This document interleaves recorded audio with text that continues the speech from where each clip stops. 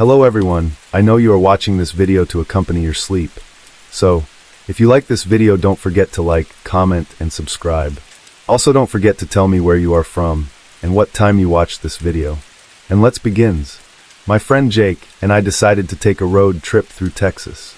We've been planning it for months, wanting to see the rural parts of the state, far from the big cities. We packed up the car and hit the road eager for the adventure. After a long day of driving, we needed a place to crash for the night. We found a small rundown motel, just up the highway. It looked a bit sketchy, but we were too tired to keep driving. The neon sign flickered as we pulled into the empty parking lot. The manager was an older guy, probably in his late 50s.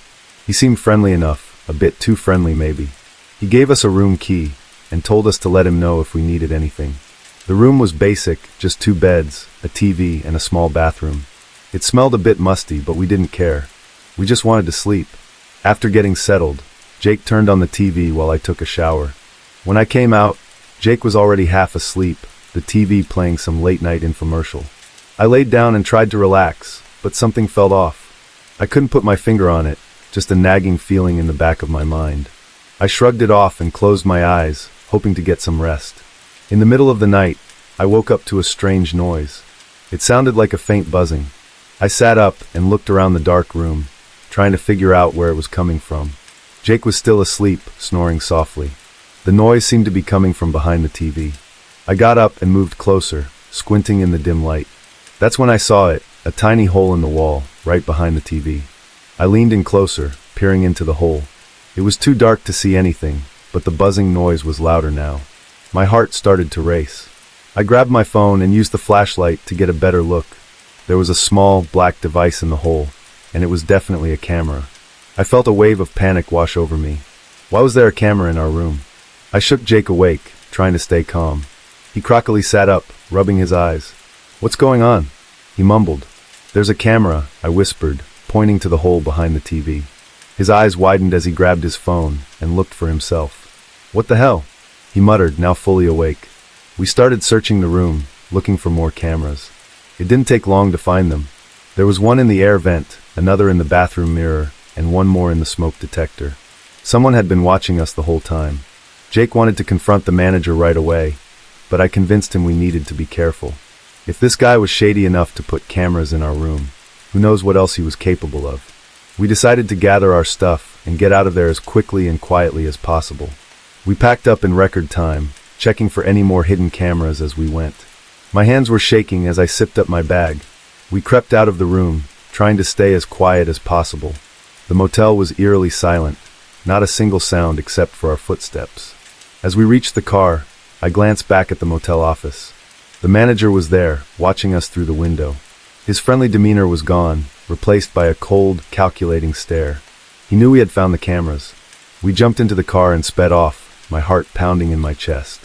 We didn't stop driving until we were miles away from that place. When we finally pulled over at a gas station, Jake called the police. They told us to come to the nearest station to file a report.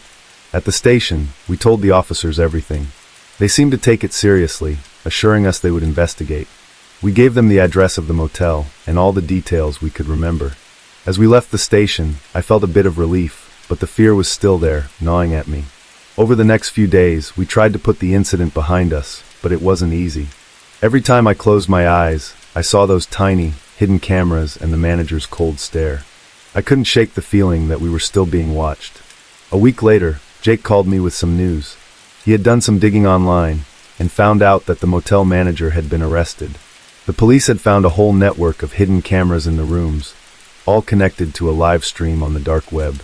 Dozens of people had been unknowingly filmed, their private moments broadcasted to who knows how many strangers. The news made me sick to my stomach. We had been lucky to get out of there unharmed, but the thought of what could have happened haunted me. I deleted my social media accounts and changed my phone number, paranoid that someone might still be watching. To this day, I can't stay in motels or hotels without thoroughly checking for cameras. I don't trust anyone who seems too friendly, and I always keep my guard up.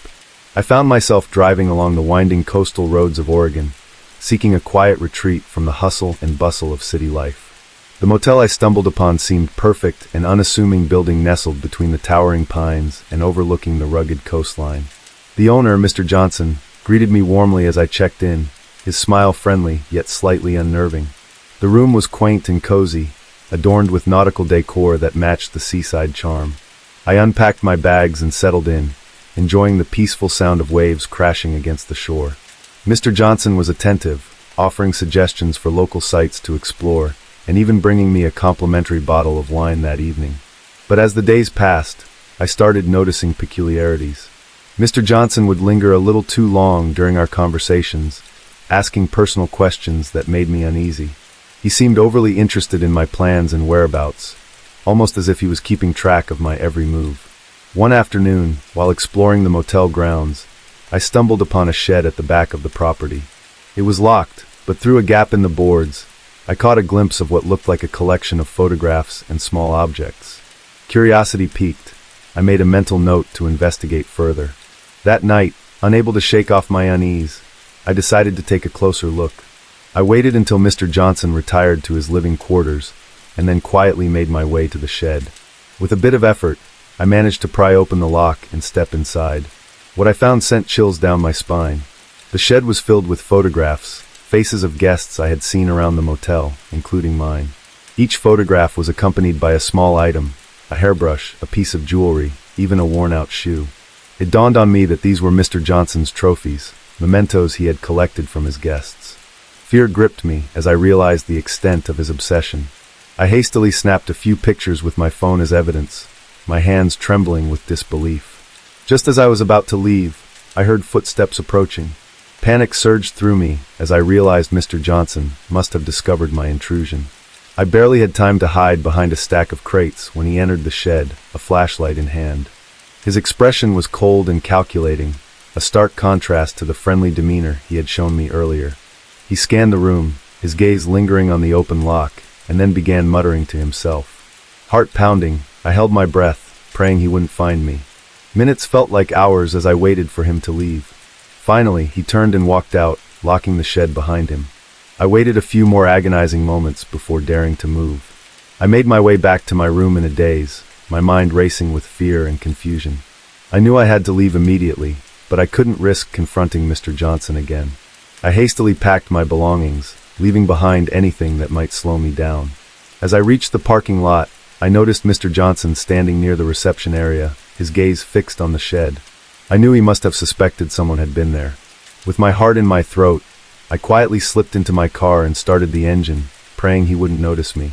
I drove away as quickly as I could, my eyes constantly checking the rearview mirror for any sign of pursuit. The coastal scenery that had seemed so serene only days before now felt ominous and threatening. I didn't stop until I reached the nearest town, where I booked a room in a busy hotel, surrounded by other guests and far away from Mr. Johnson's motel. I reported the incident to the local authorities, showing them the photographs I had taken as proof.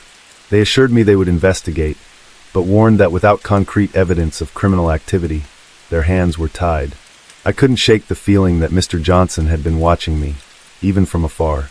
In the days that followed, I couldn't sleep properly, haunted by the realization of how close I had come to becoming one of Mr. Johnson's trophies.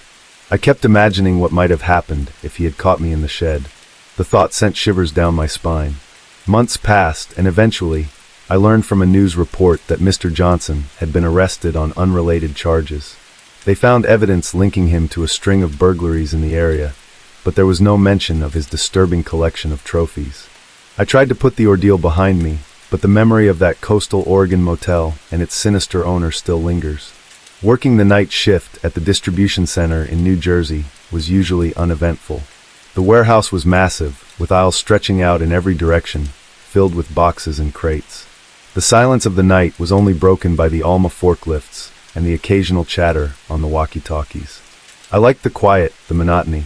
It was easy money, and I didn't mind the hours. That night started like any other. I clocked in at 10 p.m., grabbed my checklist, and started my rounds. It was just me and a handful of other workers spread out across the facility. Most of them kept to themselves, and I didn't know them well. Just nodded in passing, and kept to my tasks. Around midnight, I was doing inventory in one of the far aisles when I heard hushed voices coming from the loading dock. It struck me as odd because the dock was supposed to be closed and locked up at this hour. Curiosity got the better of me, so I crept closer, staying in the shadows. I peeked around a stack of crates and saw a small group of my coworkers huddled together. There was Tony, the shift supervisor, and a couple of guys I recognized but didn't know by name. They were unloading boxes from a truck that wasn't on any of the manifests. The way they moved, fast and furtive, set off alarm bells in my head. I strained to hear what they were saying. "Make sure everything's accounted for," Tony said. "We can't afford any mistakes tonight." One of the other guys nodded. "Yeah, the boss won't be happy if anything goes missing. You know how he is." I couldn't believe what I was hearing. My heart started pounding. It was clear they were up to something illegal, and I was in way over my head. I thought about just walking away, pretending I hadn't seen anything. But as I took a step back, my foot hit a loose piece of wood, and it made a loud crack. The conversation stopped abruptly. Tony's head snapped up, and his eyes scanned the area. I ducked behind the crates, holding my breath. "Who's there?" he called out, his voice hard and suspicious. I didn't move a muscle. I could hear my own heartbeat, loud in my ears. After a moment, Tony seemed to dismiss it. "Probably just a rat," he muttered. "Let's get this done." I waited until they were back to work before I slowly backed away and made my way to the break room. My mind was racing. What should I do? Report them? But to whom? Tony was the shift supervisor, the one person I'd normally go to with any issues. And what if they found out it was me who snitched? They could make my life hell, or worse. I decided to play it cool for the rest of the shift. I went about my tasks, avoiding the loading dock and keeping to myself. But the images of them unloading those boxes kept flashing in my mind. I couldn't shake the feeling of dread. When the shift ended at 6 a.m., I clocked out and headed to my car. The cold morning air felt good against my skin, but it didn't clear my head. I drove home in a daze, barely registering the familiar sights along the way. All I could think about was what I'd seen and what I should do next. That evening, I couldn't sleep. I kept tossing and turning, my thoughts a jumbled mess. Around midnight, I got up and decided to do some research. I looked up drug trafficking operations and the penalties for getting involved. It was serious stuff. People went to prison for years for what Tony and the others were doing. The next night at work, I kept my head down and did my job, trying to act normal. But every time I saw Tony or the other guys, I felt a surge of anxiety. I couldn't shake the feeling that they knew I'd seen something, that they were watching me. A week passed, and I was a wreck. I'd barely slept, and I was constantly looking over my shoulder. One night, as I was finishing my shift, Tony cornered me in the break room. "Hey, got a minute?" he asked, his tone casual but his eyes hard. "Sure," I replied, my heart racing. He closed the door behind him and leaned against it. "You've been acting strange lately. Everything okay?" I forced a smile. "Yeah, just tired, I guess." He stared at me for a long moment, and I could feel the sweat on my forehead. "You know, it's important to stay focused on the job. Distractions can be dangerous." I nodded, not trusting myself to speak. "Good," he said, clapping me on the shoulder. "Keep it that way." After he left, I sat down, my legs feeling weak. It was a warning, plain and simple. I knew then that I had to do something. I couldn't keep living like this, in fear every day. But I had to be smart about it. The next night, I waited until Tony and the others were busy with their illicit activities. I snuck into the office and used the phone to call the anonymous tip line for the police. I kept my voice low, giving them all the details I could without revealing my identity. I hung up, my heart pounding. I hoped I'd done the right thing. All I could do now was wait. The following night, the warehouse was raided. Police swarmed the place, arresting Tony and his crew. I stayed out of sight, my heart in my throat, as they were led away in handcuffs. It was over. In the days that followed, I was questioned by the police. I played dumb, pretending I had no idea what was going on. They seemed to buy it, and eventually things started to return to normal. But I couldn't shake the feeling of paranoia. Even though Tony and the others were gone, I kept looking over my shoulder, afraid that someone would come after me for what I'd done. It's been a few months now, and I finally started to feel like I can breathe again. But I'll never forget those nights in the warehouse, the fear, and the sense of danger that hung over me.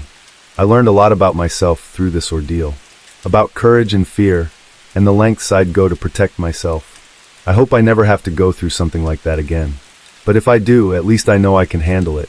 I always wanted a classic car. It was a dream of mine for years. So when I found one for sale in Philadelphia, I jumped at the chance. It was a 1967 Mustang, in pretty good shape, and the price was reasonable. The seller, a guy named Mike, seemed nice enough. He was eager to sell and told me he needed the money quickly. I didn't ask too many questions. I met Mike at a rundown garage on the outskirts of town. The place looked abandoned, but the Mustang was there, gleaming under a layer of dust.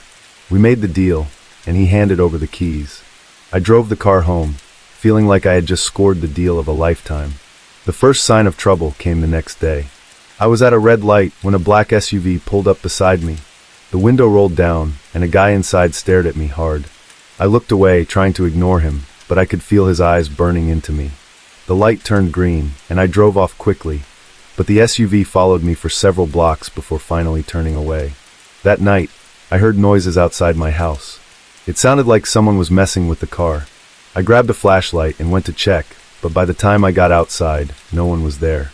The car was fine, but I couldn't shake the feeling that something was wrong. A few days later, I was driving to work when the SUV appeared again. This time, it was right on my tail. I tried to lose them, weaving through traffic, but they stayed with me. Finally, I pulled into a crowded parking lot and ran inside a store, hoping they wouldn't follow. They didn't, but when I came back out, there was a note on my windshield. It said, "We know who you are." I decided to call Mike. His phone went straight to voicemail. I tried a few more times, but no luck. I started to get really worried. That evening, I noticed the SUV parked down the street from my house. They were watching me. The next morning, I found my tires slashed. I called a tow truck and had the car taken to a nearby garage. The mechanic told me it would take a few days to get new tires and fix some other minor issues. I felt a bit of relief, thinking maybe things would calm down without the car around. But that night, someone broke into my house. I woke up to the sound of shattering glass and footsteps downstairs. I grabbed a baseball bat and crept down the stairs, heart pounding. There were two men in my living room, rummaging through my stuff. They saw me and one of them lunged. I swung the bat, hitting him in the side. He went down, but the other guy pulled a knife. I backed up, trying to keep the bat between us. He slashed at me, and I felt a sharp pain in my arm. I swung the bat again, hitting his arm and knocking the knife away. He tackled me, and we both went down hard. I managed to get on top of him and hit him again until he stopped moving. I grabbed my phone and called the police. They arrived within minutes and arrested the two men. I was taken to the hospital, where I got stitches for the cut on my arm. The police questioned me about the men, but I didn't know anything. They took my statement and promised to look into it. A few days later, I got a call from a detective. He told me that the men who broke into my house were part of a gang, and they were looking for something they thought Mike had left in the car. He wouldn't say what, but it sounded serious. The detective advised me to stay somewhere safe until they could sort things out. I stayed with a friend for a while, hoping the police would catch the rest of the gang. They kept the Mustang as evidence, which was fine by me. I didn't want anything to do with it anymore. Eventually, the police busted the gang, and things started to calm down. They returned the car, but I sold it as soon as I could. I didn't want any more trouble. I worked late shifts at a small office in Montana, handling data entry for a local business. It was a quiet job, perfect for someone like me who enjoyed the solitude. The office was in a secluded part of town, surrounded by empty lots and an old warehouse. It never bothered me, though. I liked the peace and quiet. One night, around 10 p.m., the phone rang. It startled me because the office phone rarely rang, especially not at night. I picked it up, thinking it might be my boss checking in. "Hello," I said. There was silence for a moment, then a raspy voice said, "I see you're working late again, Sarah." My heart skipped a beat. How did they know my name? I tried to stay calm. "Who is this?" The line went dead. I shook it off, thinking it might be a prank. But it left me feeling uneasy. I decided to finish my work quickly and head home. The next night, the phone rang again at the same time. I hesitated but picked it up. "Hello." The same voice. "Nice blue sweater." "Sarah, it looks good on you." I looked down at my sweater, my heart racing. How could they see me? I ran to the window and peered outside but saw nothing but darkness. I hung up the phone, my hands trembling. I tried to convince myself it was just a prank, but it felt too real. I called my friend Jenny and told her about the calls. She offered to stay on the phone with me while I finished my work. It helped a little, having her voice in my ear, but I was still jumpy. The calls kept coming, night after night. Each time, the voice knew more about me. My schedule, my clothes, even what I had for lunch. I reported it to the police, but they said there wasn't much they could do without more information. They advised me to keep a log of the calls and to be cautious. One night, I decided to try to catch the caller. I left the phone off the hook, hoping it would frustrate them. It did. Around 10:15, my cell phone rang. It was an unknown number. "You think you're clever, don't you?" The voice hissed. "You can't hide from me." I hung up and called the police again, but they still couldn't help much. They suggested I change my number and consider getting a security system for the office. My boss wasn't too keen on the extra expense, but he agreed after hearing my story. I installed cameras around the office and made sure all the doors and windows were locked. For a few days, things were quiet. I started to relax, thinking maybe the caller had given up. Then one night, I was reviewing some documents when the office phone rang. My heart sank. I checked the security feed, but didn't see anything unusual. I picked up the phone, trying to sound braver than I felt. "Who is this? What do you want?" The voice laughed, a chilling sound that made my skin crawl. "I'm closer than you think, Sarah. Much closer." I hung up and checked the security feed again. Nothing. I decided to leave early. As I was packing up, I heard a noise from the back room, a faint creaking sound. My blood ran cold. I grabbed my things and ran out of the office, locking the door behind me. The next day, I showed the security footage to the police. They found nothing unusual, no sign of anyone near the office. They suggested it might be someone I knew, but I couldn't think of anyone who would do this to me. I started staying with Jenny, not wanting to be alone.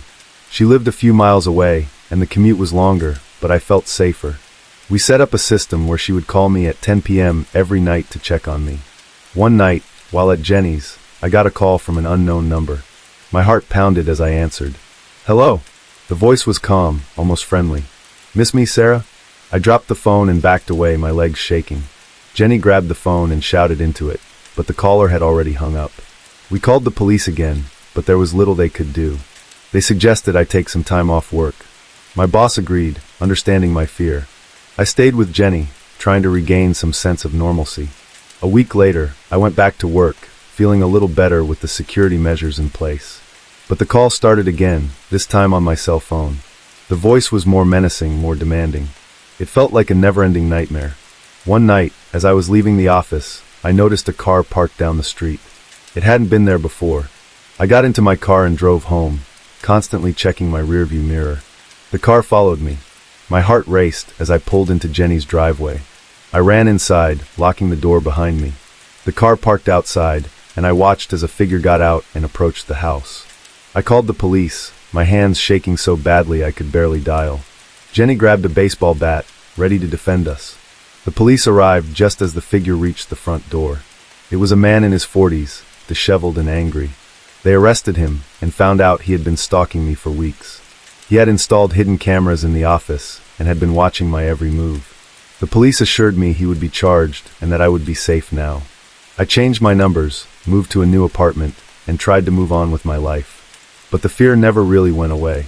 I always double-check my locks, and I never stay late at work anymore. It's a terrifying experience that I wouldn't wish on anyone. The feeling of being watched, of not knowing who to trust, stays with you. I'm grateful to be safe now, but I'll never forget those nights in the office, wondering if I would make it out alive.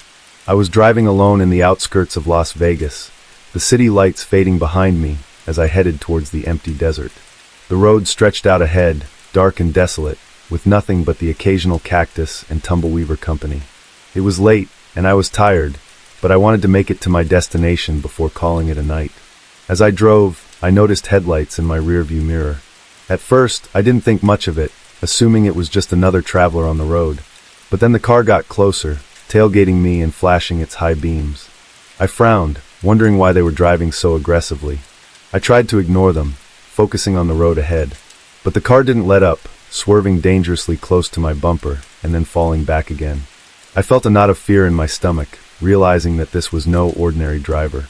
They were deliberately trying to intimidate me. I sped up, hoping to lose them, but they matched my speed, staying right on my tail. Panic surged through me as I realized they weren't going to give up easily. I had to do something before they caused an accident. I glanced at my phone, debating whether to call the police. But I didn't want to take my eyes off the road for even a second. Instead, I focused on staying calm and getting away from the other car. I saw a turnoff up ahead, a narrow dirt road leading into the desert. Without thinking, I veered off the highway and onto the rough terrain. The car followed, its headlights bobbing over the bumps and dips in the road. I pushed my car to its limits, weaving through the desert landscape in a desperate attempt to escape. But no matter how fast I drove or how many twists and turns I made, the other car stayed right behind me, like a shadow that wouldn't let go. I glanced in my rearview mirror and saw the driver's face, illuminated by the glow of the dashboard lights. They were wearing a ski mask, their eyes fixed on me with a chilling intensity. My blood ran cold as I realized they weren't just trying to scare me, they meant to do me harm.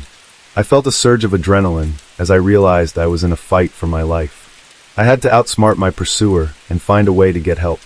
But out here in the middle of nowhere, with no one around for miles, that seemed like an impossible task. I spotted a cluster of rocks up ahead, a potential hiding spot where I could make a stand. I slowed down, waiting until the last possible moment before swerving off the road and ducking behind the boulders. The other car screeched to a halt behind me, its headlights cutting through the darkness like twin searchlights. I held my breath, waiting for them to find me. But seconds ticked by, and there was no sign of movement. I risked a glance around the edge of the rock, my heart pounding in my chest. The other car was parked a few yards away, its engine idling. But there was no sign of the driver. I knew I couldn't stay hidden forever. Sooner or later they would find me, and then I would be defenseless. I had to come up with a plan, and fast. I reached into the glove compartment and grabbed a flashlight, flicking it on and shining it towards the other car. I didn't see anyone inside, but that didn't mean they weren't out there, waiting for me to make a move. I took a deep breath and stepped out from behind the rocks, keeping the flashlight trained on the other car. I moved slowly, my senses on high alert, ready for anything. Suddenly, I heard a noise behind me, the crunch of gravel underfoot. I spun around, the beam of my flashlight cutting through the darkness. And that's when I saw them, the driver, emerging from the shadows with a knife in their hand. I froze, my mind racing as I tried to think of a way out of this nightmare. But before I could react, they lunged at me, the glint of the blade flashing in the moonlight. Instinct took over, and I dodged out of the way, feeling the rush of air as the knife sliced through the space where I had been standing. Adrenaline surged through me as I fought back, swinging the flashlight like a weapon and aiming for their head. There was a sickening thud as the flashlight connected with their skull, and they stumbled backwards, dazed. I didn't hesitate. I ran, my feet pounding against the hard desert ground as I sprinted towards my car. I could hear them behind me, cursing and shouting threats. But I didn't look back. I reached my car and jumped inside, slamming the door shut and locking it behind me.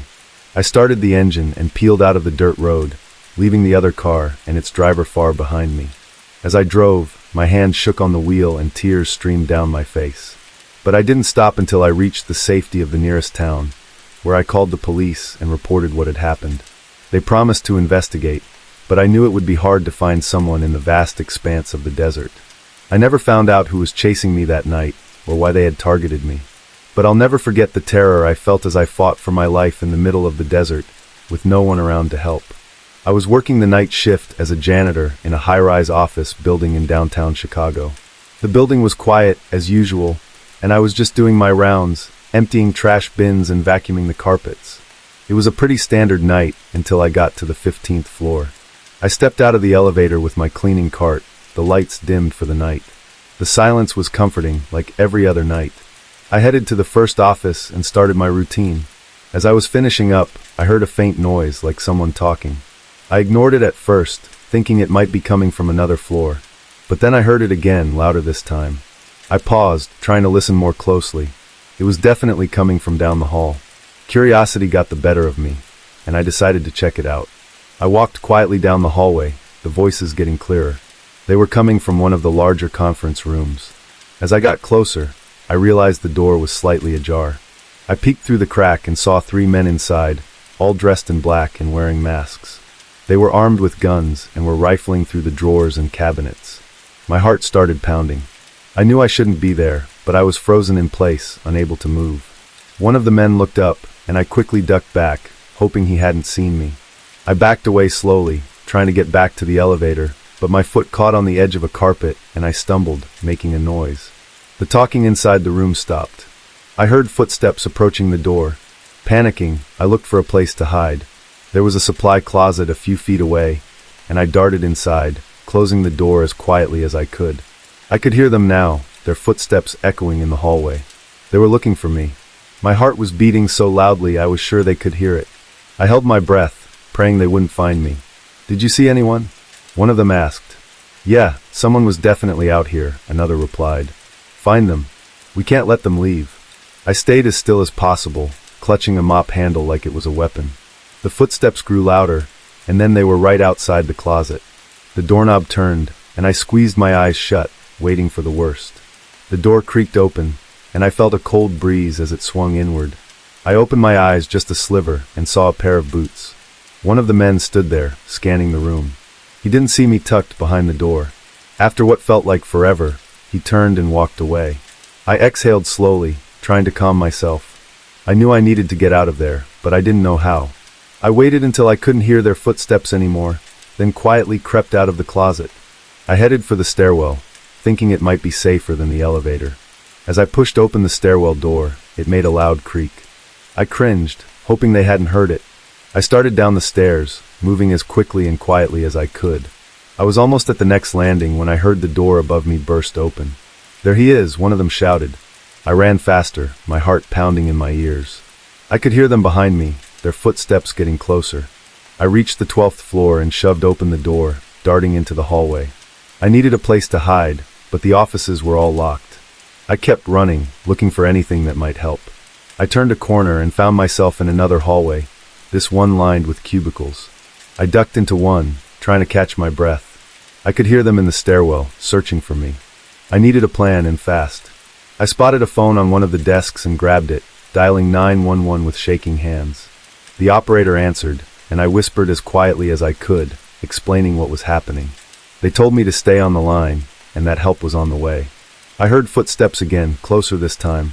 I hung up and crouched lower, praying they wouldn't find me. One of the men walked past the cubicles, looking around. He was so close I could see the sweat on his forehead. He stopped, looking right at the cubicle I was hiding in. I held my breath, my heart pounding. He took a step closer, and I knew I was done for. But then, a noise from the other end of the hallway caught his attention. He turned and walked away, heading towards the sound. I took the opportunity to move, crawling on my hands and knees to another cubicle further down. I needed to keep moving, to stay ahead of them. I could hear sirens in the distance, getting closer. I just needed to hold out a little longer. I made it to the end of the hallway, and found a small storage room. I slipped inside and closed the door, hoping it would buy me some time. The sirens were louder now, and I could see flashing lights outside the window. I heard the men shouting, panicking as they realized the police were arriving. I stayed hidden, listening as they ran down the hallway, trying to escape. The sound of their footsteps faded, and then it was quiet.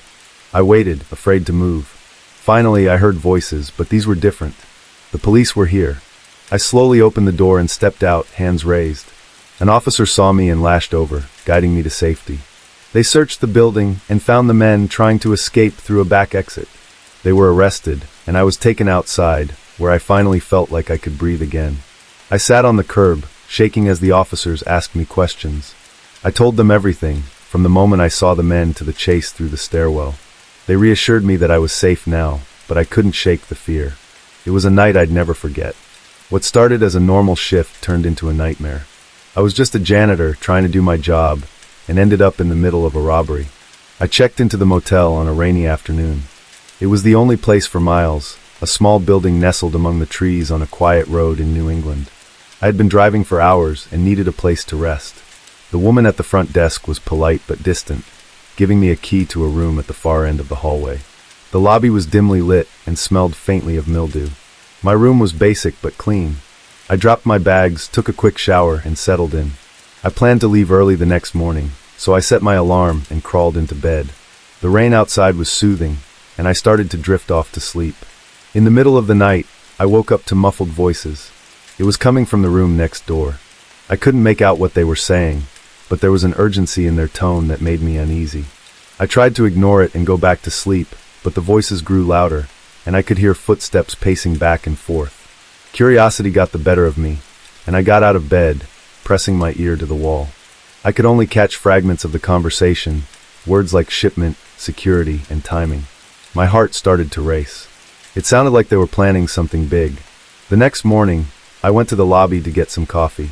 The same woman from yesterday was there, but now she was joined by a man who looked equally unfriendly. They both watched me closely as I poured my coffee. I tried to act normal, but I couldn't shake the feeling that something was off. As I walked back to my room, I noticed a few other guests in the hallway. They were all men, dressed in dark clothes, and they all seemed to be watching me. I quickly went back to my room and locked the door. I needed to figure out what was going on. I spent the day in my room, trying to gather my thoughts. Around midday, I heard a knock on my door. My heart skipped a beat. I cautiously opened it, and a man I hadn't seen before was standing there. He asked if I needed anything, but his eyes were cold and calculating. I said no and quickly shut the door. By now, I was convinced that something illegal was happening. I needed to get out of there, but I didn't want to raise suspicion. I decided to wait until nightfall, hoping I could slip away unnoticed. As evening approached, I packed my bags and waited for the right moment. Around midnight, the voices next door started up again. It was my chance.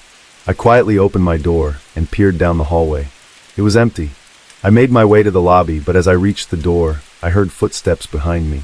I turned to see one of the men from the hallway approaching. Panic set in, and I bolted out the door, running to my car. I fumbled with my keys, finally getting the door open, and jumped in. As I sped away, I glanced in the rearview mirror and saw the man standing in the doorway, watching me leave. My heart was pounding, but I kept driving, not daring to look back again. I drove for hours until I reached the next town. I found a diner and went inside, shaking and exhausted. I sat down and ordered a coffee, trying to calm my nerves. I overheard a conversation at the counter about a big heist that had been thwarted nearby. The pieces started to fall into place. The people at the motel were part of a crime syndicate, and I had stumbled into their midst. They had been planning a major heist, and I had been a potential witness. I realized how lucky I was to have gotten unescaped. I eventually made it to my destination, but the experience left a lasting mark. I couldn't stop thinking about what might have happened if I had been caught. It made me more cautious, especially when traveling alone.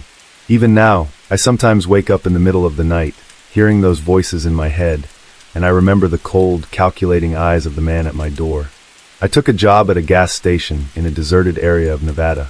It wasn't much, but it was work. The station was old, and the nearest town was miles away. I liked the quiet at first, the isolation. But that changed fast. It was a late shift, around midnight, when I first noticed him. A man, maybe in his 40s, with a scruffy beard and clothes that looked like they hadn't been washed in weeks. He came in for gas and stood by the counter for a long time, just staring at me.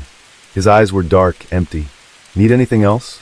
I asked, trying to sound friendly. He shook his head and left without a word. I watched him drive off, a beat-up old truck disappearing into the night. Something about him unsettled me, but I shrugged it off. An hour later, I went outside to take a break. That's when I saw the spray paint on the side of the building. Big, red letters spelling out something I couldn't quite make out in the dim light. My heart sank. Vandalism was the last thing I needed. I went back inside, grabbed a flashlight, and took a closer look. It was a mess of symbols and words, none of it making any sense. I felt a chill. Who would do this? And why? I decided to call my boss in the morning and report it. For now, I just wanted to get through the night. Around 2 a.m., I heard a noise from the back of the station. It sounded like metal scraping against metal. I grabbed the flashlight and went to check it out. My hands were shaking. As I turned the corner, the beam of light caught a glimpse of movement. Someone was there. "Who's there?" I called out, trying to keep my voice steady. No answer. I took a few steps closer, and that's when I saw him. The same man from earlier, crouched by the storage shed, a crowbar in his hand. "What are you doing?" I shouted, fear creeping into my voice. He stood up slowly, a menacing grin spreading across his face. "Just fixing things," he said, his voice cold and mocking. "Get out of here, or I'm calling the cops," I threatened, but he didn't move. Instead, he took a step towards me. "I don't think you'll do that," he said, and I realized he was right. The nearest police station was too far, and there was no way they'd get here in time. I backed away slowly, keeping the flashlight trained on him. He laughed, a low, chilling sound, and turned back to the shed. I ran inside, locked the door, and grabbed the phone. My hands were trembling so much I could barely dial. When I finally got through to the police, they told me to stay put, and they'd send someone as soon as they could. Hours passed, each minute stretching into an eternity. I kept watching the security monitors, but he was gone. I hoped he'd given up and left, but the damage was done.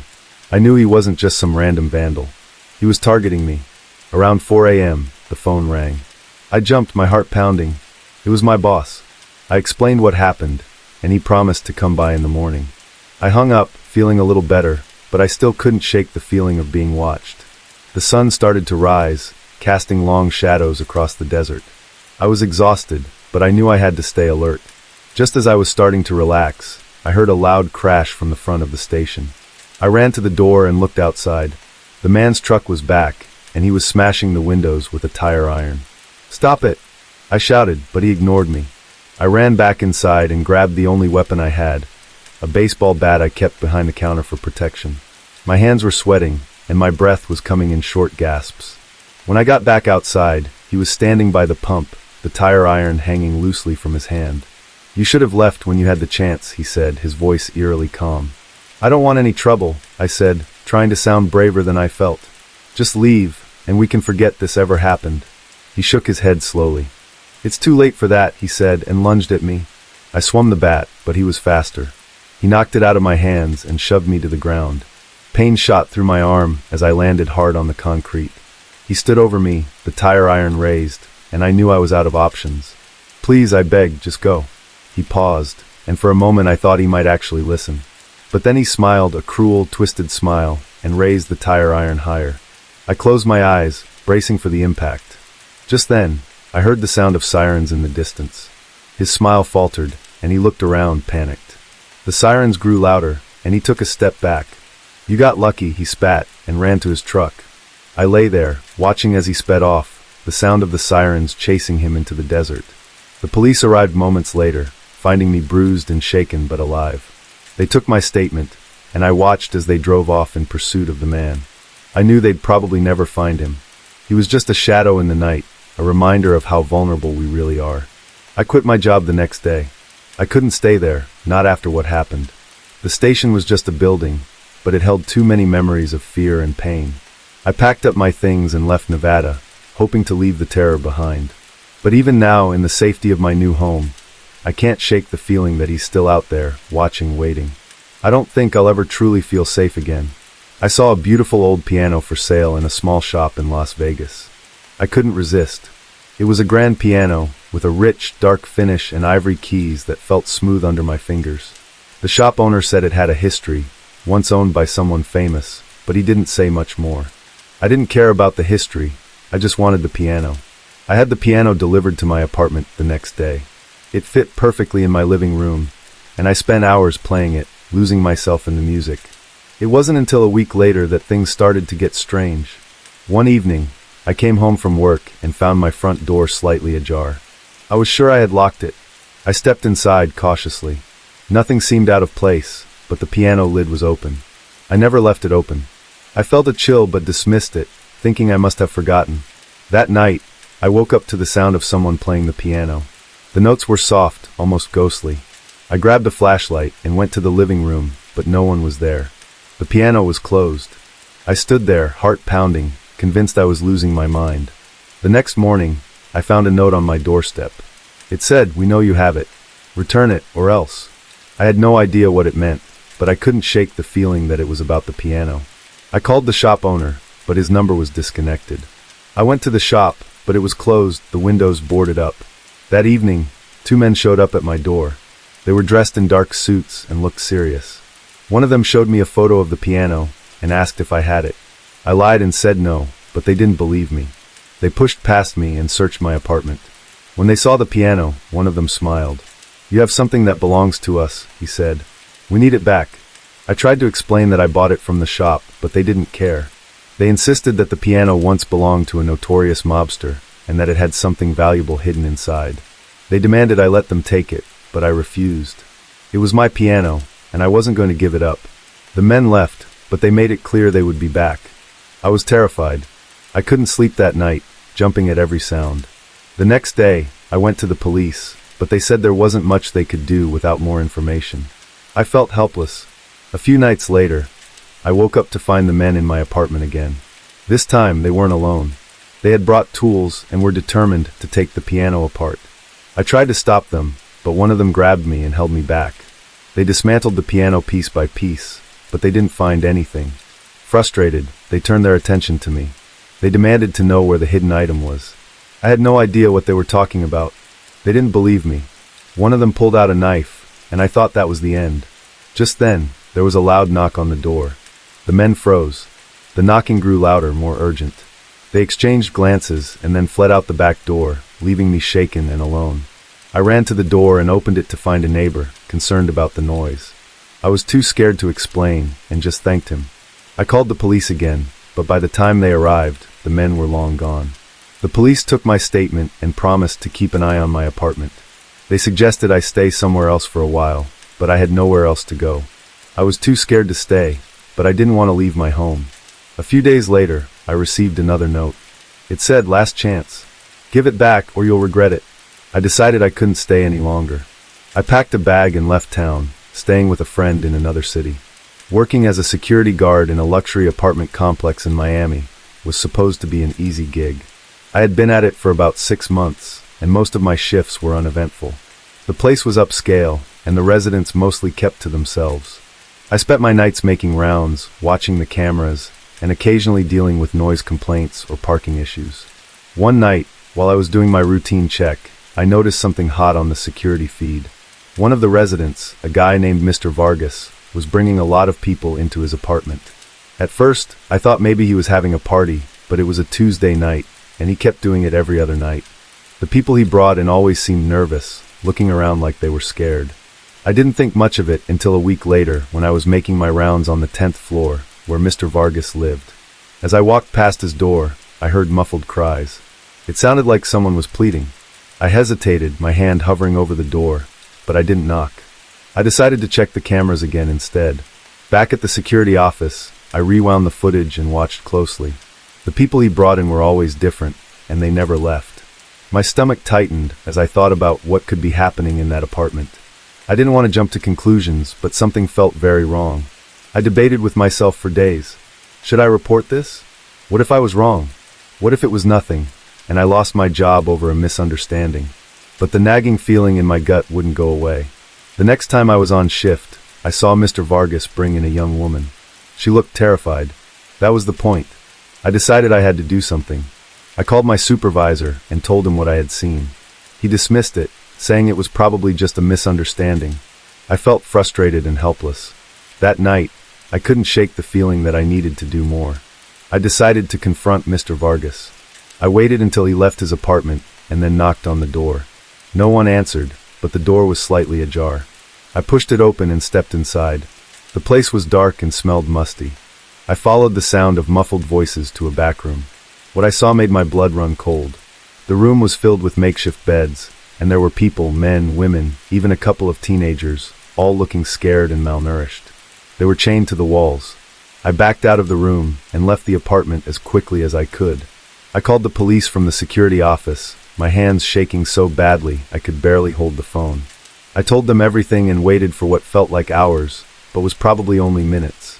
When the police arrived, they raided the apartment and freed the people inside. Mr. Vargas was arrested, and the story made the local news. He was part of a human trafficking ring, using his apartment as a holding place before moving his victims elsewhere. The complex's management wasn't happy that I had gone into the apartment without permission, but they couldn't fire me after what had happened. The residents were shaken, and the complex installed more security measures to prevent something like this from happening again. For weeks after, I couldn't sleep. Every time I closed my eyes, I saw the faces of those people. I kept thinking about what would have happened if I hadn't done anything. The fear and the guilt were overwhelming. Eventually, things settled down. I still work at the complex, but I'm more vigilant now. I check every camera feed twice, and I don't hesitate to report anything suspicious.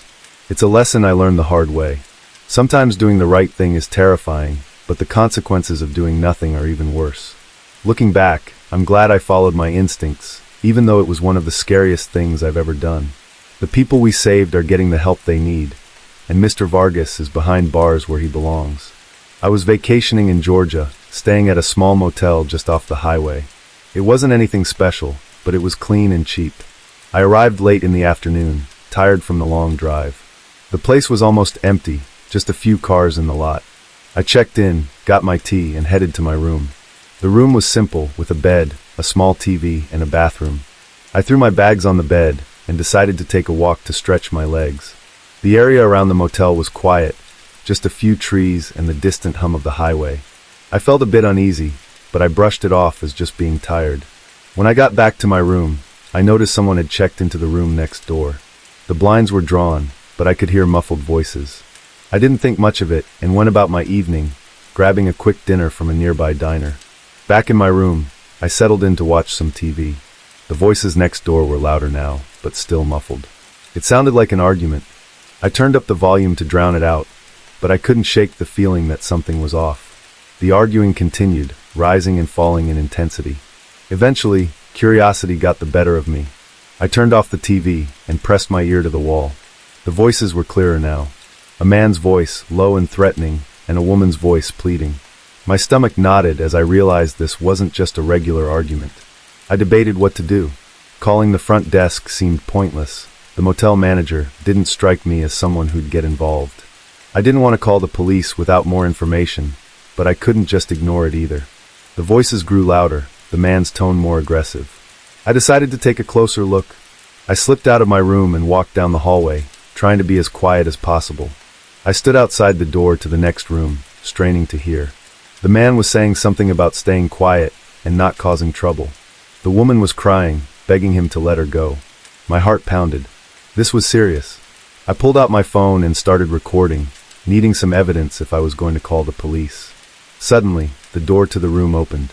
I froze, not knowing what to do. The man stepped out, glancing around before closing the door behind him. He didn't see me, but I got a good look at him.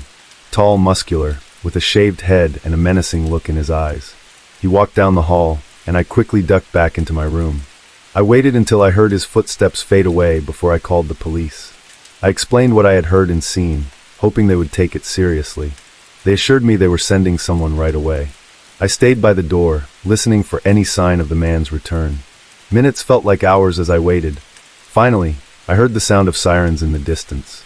The police arrived, and I stepped out to meet them, pointing them to the room next door. They knocked, identifying themselves. There was no answer at first, but then the door opened. The man tried to act calm, but the police weren't buying it. They pushed past him and found the woman inside, tied to a chair and clearly terrified. They quickly arrested the man and freed the woman. She was in shock, but otherwise okay. I gave my statement to the police, showing them the recording I had made. They thanked me for my help and assured me the man would be charged. The woman was taken to the hospital, and I was left standing there, shaken by what had just happened. The rest of my vacation was a blur. I couldn't stop thinking about that woman and what might have happened if I hadn't acted. I didn't get much sleep that night, jumping at every sound. By morning, I was ready to leave that motel behind. As I packed up my things, the motel manager knocked on my door. He apologized for what had happened and offered me a refund, but I just wanted to get out of there. I thanked him and left as quickly as I could. Driving away, I felt a mix of relief and lingering fear. I had stumbled into something terrible, but at least I had done something to help. The experience left me wary of places like that, reminding me that you never really know what's going on behind closed doors. We were on a cross-country trip, just me and my friend Mark. We had been driving for hours, and our stomachs were growling. We saw a sign for a diner in a small town, so we decided to stop and grab a bite. It was one of those classic, old-fashioned diners with a neon sign and a few cars parked outside. We went in and sat at a booth near the back. The place was mostly empty, just a couple of locals at the counter and an older waitress who looked like she had been working there forever. We ordered burgers and coffee and settled in, enjoying the break from the road. As we waited for our food, we couldn't help but overhear a conversation coming from the booth behind us. At first, it was just a low murmur, but then it got louder. Two men were talking, and what they were saying sent a chill down my spine. "They won't find the bodies for weeks," one of them said. We made sure of that. Mark and I exchanged glances. We tried to keep our faces neutral, but I could see the worry in his eyes. The other man replied, "We need to be careful. If anyone saw us, we're done for." I felt a knot tighten in my stomach. We hadn't seen anyone when we came in, but now I was nervous. The waitress brought our food, and we tried to act normal, but I couldn't stop thinking about what we had heard. I glanced over my shoulder and caught a glimpse of the men. They looked rough, like they were used to trouble. We ate quickly, hardly tasting the food. I whispered to Mark, "We need to get out of here." He nodded, and we paid the bill and left a tip on the table. As we got up to leave, I noticed the men watching us. They had stopped talking, and were now just staring. We walked out of the diner, trying to act casual, but as soon as we were outside, we hurried to the car. I fumbled with the keys, my hands shaking. Mark kept glancing back at the diner. "Hurry up," he urged. I finally got the door open, and we jumped in. I started the engine and pulled out of the parking lot, my heart pounding. We drove back to the main road, but I noticed in the rearview mirror that a truck had pulled out of the diner right after us. It was them. "They're following us," I said, trying to keep my voice steady. Mark looked back and cursed under his breath. "What do we do?" he asked. "Just drive," I said. "We need to lose them." I pressed the gas pedal and sped up, but the truck stayed right on our tail. We were on a lonely stretch of road, no other cars in sight. The sun was setting, and the shadows were getting longer. I tried to think of a plan, but my mind was racing. "We need to find somewhere to hide," Mark said. "We can't outrun them." I scanned the sides of the road, looking for anything that might help us. Up ahead, I saw a dirt road leading off into the woods. "Hold on," I said, and turned sharply onto the dirt road. The car bounced and jolted as we sped down the rough path. The truck followed, its headlights bouncing in the rearview mirror. The road twisted and turned, and I tried to stay ahead, but they were getting closer. I saw it clearing up ahead and turned into it, slamming on the brakes. We jumped out of the car and ran into the woods. Branches slapped at my face and arms as we ran, but I didn't stop. I could hear the men shouting behind us, their footsteps crashing through the underbrush. My heart was pounding, and my breath was ragged. I had no idea where we were going, just that we had to keep moving. We stumbled into a small ravine and slid down the side, landing hard at the bottom. I could hear the men searching above us, their voices getting closer. Mark and I pressed ourselves against the dirt wall, trying to stay silent. "They went this way," one of the men shouted. I held my breath, praying they wouldn't find us. The seconds stretched into minutes, and I could hear my own heartbeat in my ears. Then, the voices started to fade. They were moving away. We stayed still, hardly daring to breathe until we were sure they were gone. Finally, I whispered, "We need to keep moving." Mark nodded, and we climbed out of the ravine, careful to stay quiet. We made our way through the woods, putting as much distance between us and the men as we could. It was dark now, and the forest was eerily quiet. After what felt like hours, we stumbled onto another road. We had no idea where we were, but we followed it, hoping it would lead us to safety. Eventually, we saw headlights in the distance. A car was coming. We stepped out onto the road and waved it down. The car stopped, and a middle-aged couple rolled down the window. "Are you okay?" the woman asked, concerning her voice. "We need help," I said. "Please, just take us to the nearest town." They let us in, and we explained what had happened as they drove. They took us to the nearest police station, where we reported everything. The police took our statement and said they would investigate, but I didn't have much hope they would find the men. We were exhausted, but grateful to be safe. The couple who had picked us up offered to drive us to a nearby motel, and we accepted. As we settled into the motel room, I couldn't shake the fear that still clung to me. We tried to get some sleep, but every noise outside made me jump. I kept thinking about what those men had said in the diner, and how close we had come to being their next victims.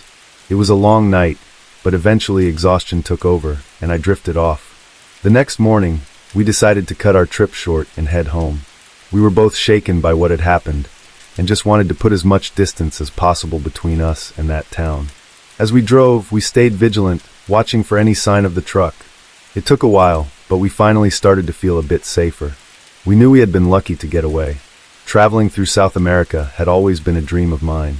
I had saved up for years and finally took the plunge. I started in Argentina, making my way through Chile, Peru, and then Colombia. Each country had its own charm, and I felt more alive than I had in years. I arrived in Colombia with high spirits. The people were friendly, the food was amazing, and the scenery was breathtaking. I spent a few days in Bogota before heading to Medellin. It was there that I met a group of locals. They seemed nice, always smiling, and inviting me to join them for drinks and meals. We quickly became friends. One evening, they suggested a trip to a secluded part of the jungle. They said it was a hidden gem, a place tourists never see. They promised waterfalls, exotic wildlife, and an authentic experience. I was hesitant, but also intrigued. I agreed to go. We set out early the next morning. The group consisted of Juan, the leader, along with Carlos, Maria, and a few others. They seemed excited and kept the mood light with jokes and laughter. We took a jeep deep into the jungle, far from any towns or cities. The road was rough, but the scenery was beautiful. After a few hours, we arrived at a small clearing. One said we would need to hike the rest of the way. We grabbed our backpacks and set off on foot. The trail was narrow and overgrown, but one assured us it was the right way. The deeper we went, the more uneasy I felt. The jungle was dense, and the sounds of wildlife were all around us. We walked for what felt like hours. The sun was starting to set, and I was beginning to worry. I asked one how much farther it was, and he just smiled and said we were close. We finally reached a small campsite with a few makeshift huts. One said this was where we would spend the night. As we settled in, I noticed that Carlos and Maria were whispering to each other, occasionally glancing in my direction. My unease grew, but I tried to shake it off. We sat around a campfire, and one passed around a bottle of local liquor. I took a sip, but my nerves were too frayed to enjoy it. When it got dark, the atmosphere changed. Juan's friendly demeanor vanished. He and the others became quiet, almost tense. I felt trapped. Suddenly, Juan stood up and walked over to me. He looked down with a cold, hard stare. "We need to talk," he said, his voice low and threatening. Before I could react, Carlos and another man grabbed me, forcing me to my feet. They dragged me to one of the huts and threw me inside. I hit the ground hard, the breath knocked out of me. They locked the door from the outside, leaving me in darkness. Panic set in. I banged on the door, shouting for help, but no one responded. I tried to think of a way out. The walls of the hut were thin, made of wooden planks. I started to kick at them, hoping to break through. After several tries, one of the planks gave way, creating a small hole. I squeezed through, scratching my arms and tearing my shirt. Once outside, I saw that the campfire was still burning, but the group was nowhere in sight. I needed to get away fast. I remembered the trail we took and decided to follow it back. I ran through the jungle, my heart pounding in my chest. The sounds of the night were deafening. I stumbled over roots and rocks, cutting my hands and knees. I heard voices behind me, shouting in Spanish. They were coming after me. I pushed myself harder, ignoring the pain and fear. I had to find the Jeep and get out of there. Parked where we left it, I reached the Jeep and yanked the door open. The keys were still in the ignition. I jumped in and started the engine, praying it would start. The Jeep roared to life, and I floored the gas pedal, speeding down the dirt road. In the rearview mirror, I saw one and the others burst from the trees, shouting and waving their arms. They were too late. I drove as fast as I could, not daring to slow down until I was far away. When I finally reached a town, I went straight to the police. They took my statement and sent officers to the jungle, but I never found out what happened to Juan and his group. I left Colombia the next day, shaken but relieved to be alive. The experience haunts me to this day. I had trusted those people, thinking they were friends. It was a harsh lesson about trust and the dangers that can lurk behind friendly faces. I took a job at a plant in Ohio, working the night shift. It was isolated, surrounded by fields and far from any town. The plant itself was old, a maze of machinery and dimly lit corridors. Most nights were quiet, just the hum of the machines and the occasional sound of my own footsteps echoing through the halls. One night, though, things changed. It started with whispers among my coworkers during breaks. They seemed tense, glancing around nervously when they thought no one was looking. I tried to ignore it, focusing on my tasks and keeping to myself, but the unease in the air was palpable. Around midnight, I was making my rounds when I heard raised voices coming from one of the control rooms. I hesitated, unsure if I should intervene or pretend I didn't hear anything. Curiosity got the better of me, and I approached quietly. Peering through the small window in the door, I saw several of my coworkers gathered around a computer screen. They were huddled close, talking in hushed tones. I couldn't make out what they were saying, but their expressions were serious, almost frantic. I backed away slowly, my heart pounding. What were they up to? Were they planning something? I debated whether to confront them or report it to our supervisor. Before I could decide, one of them noticed me standing there. "Hey, what are you doing?"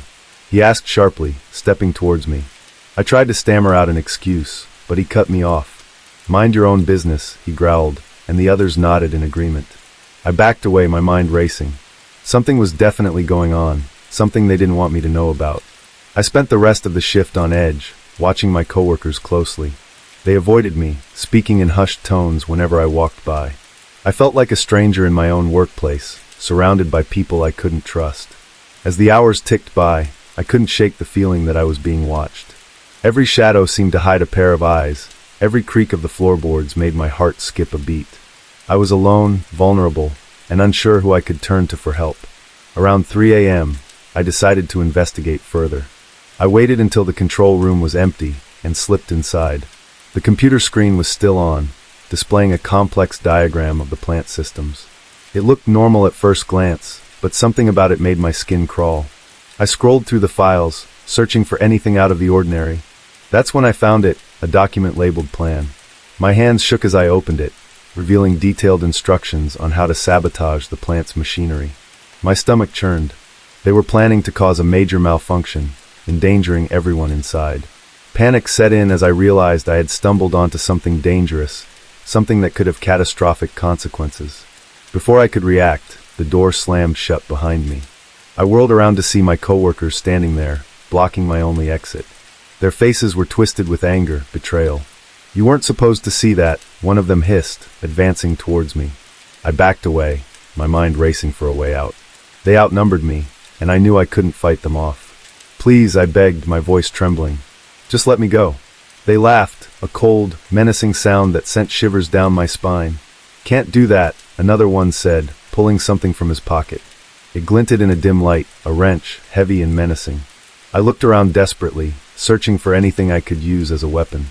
But the room was bare, the walls closing in around me. I was trapped, helpless. "Listen," I said, trying to keep my voice steady. "We can talk about this. There's no need for violence." But they ignored me, closing in with grim determination. I backed into a corner, my heart pounding in my chest. This wasn't how it was supposed to end. Just as they were about to strike, the door burst open behind them. Light flooded the room, silhouetting a figure in the doorway, our supervisor, accompanied by security guards. They had come to investigate after hearing rumors of a disturbance. The intruders froze, caught off guard. In the chaos that followed, the guards subdued them, one by one. I sank to the floor, shaking with relief and disbelief. I was safe, but the horror of what had almost happened lingered. The police arrived soon after, taking statements and gathering evidence.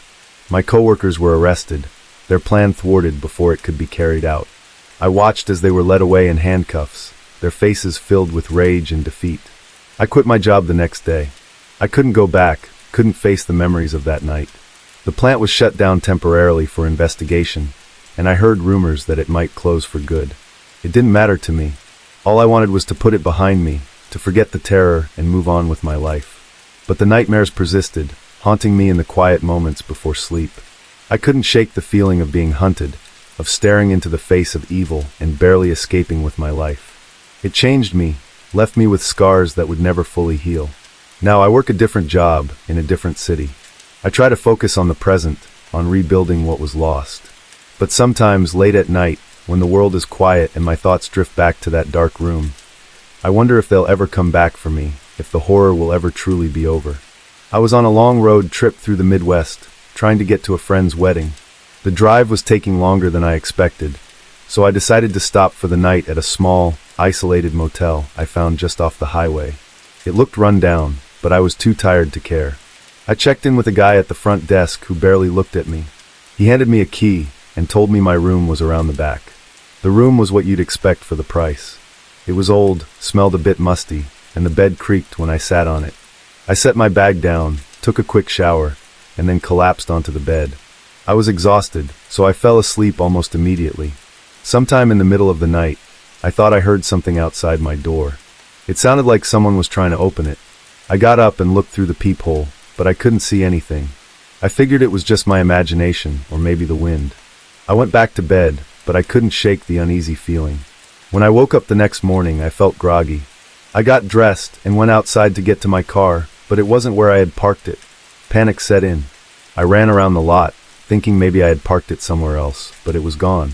I went back to my room, and that's when I noticed my bag was missing too. My wallet, my phone, everything was in there. I went to the front desk to report the theft. The same guy was there, but he acted like he didn't remember me checking in. He said he didn't see anything, and that it was probably my fault for not locking my car. I knew I had locked it though. The more I talked to him, the more hostile he became. He said there was nothing he could do, and told me to leave. Without my car and my belongings, I was stranded. I went back to my room, trying to figure out what to do next. There was no one else around. It felt like I was the only guest at the motel. I decided to walk down the road to see if I could find help, but as I walked, I felt like I was being watched. I saw an old payphone near the edge of the property and tried to use it, but it was broken. When I turned around, I saw the guy from the front desk watching me from the doorway of the office. He had a strange look on his face, almost like he was enjoying my desperation. I went back to my room, feeling hopeless. I tried to think of a plan, but without my phone or any way to contact someone, I was stuck. I heard footsteps outside again and decided to see who it was. When I opened the door, I saw two men standing there, both of them looking rough and unfriendly. They told me they were there to help, but their smiles didn't reach their eyes. I backed away, trying to close the door, but one of them shoved it open and pushed me back into the room. They started going through my things, even though there wasn't much left to take. They found my car keys, which I had left on the nightstand, and one of them pocketed them with a grin. I tried to leave, but the other men blocked my way. They told me I wasn't going anywhere until I paid them for helping me. I had nothing to give them, and they knew it. They started arguing with each other, and I took the chance to slip past them and run out the door. I ran down the road, not looking back. I could hear them yelling, but I kept going. After what felt like hours, I saw a small diner up ahead. I burst through the doors, out of breath, and told the people inside what had happened. They looked at me with a mix of pity and disbelief, but called the police for me. When the police arrived, I told them everything. They went to the motel, but by the time they got there, the place was empty. The guy at the front desk and the two men were gone. They found my car hidden behind the motel, but everything inside it was gone. My belongings were never found. The police took me to the station where I could finally call my family. They helped me get back on my feet, but the whole experience left me shaken. I couldn't believe how quickly things had gone wrong and how vulnerable I had been. I still think about that night sometimes. The feeling of being watched, the hostility of the motel staff, and the terror of realizing I was stranded with no help in sight. It's made me more cautious, especially when traveling alone. I bought the laptop from a guy on Craigslist. My old one had crashed, and I needed a replacement fast for work. The guy seemed normal enough, a little nervous maybe, but he handed it over with no issues. I got home, booted it up, and everything seemed fine. It was only later that night, while I was going through the files, that I found something strange. There was a folder hidden deep in the system. It didn't have a name, just a string of random characters. I almost ignored it, but curiosity got the better of me. Inside were hundreds of files. Videos, documents, images. It didn't take long to realize they were all illegal. Horrific stuff. I shoved the laptop, heart pounding. I decided to call the police, but first, I needed some air. I walked out onto my balcony, trying to calm down. That's when I noticed a car parked across the street. It was the same car the guy had driven when he sold me the laptop. The hairs on my neck stood up. Was he watching me? I went back inside and called 911. I told them everything about the laptop and the files. They said someone would come over right away. I stayed near the window, keeping an eye on the car. It hadn't moved. Minutes later, the doorbell rang. I opened the door to two officers. I showed them the laptop and the files. They took it seriously, which was a relief. One of the officers took the laptop while the other stayed with me, asking questions. Suddenly, there was a loud crash from the front door. The officer with me drew his weapon and told me to stay put. I heard shouting, followed by gunshots. The officer guarding me told me to hide. I ducked into the bathroom, trembling. After what felt like hours, the noise stopped. The officer came to get me. The other officer was down, and the guy from Craigslist was dead. It turns out he had been watching me, and when he saw the cops, he panicked. The police took my statement and assured me they'd handle everything. I stayed with a friend that night, too scared to be alone. The next day, they contacted me to say the files on my laptop were part of a larger investigation. The guy had been involved in some serious criminal activities. I was relieved it was over, but I couldn't shake the feeling of being watched. I moved to a new apartment, hoping a change of scenery would help. It took a while, but life started to feel normal again. I got a new laptop, this time from a store. I still think about that night sometimes, especially when I see a car parked too long outside my building.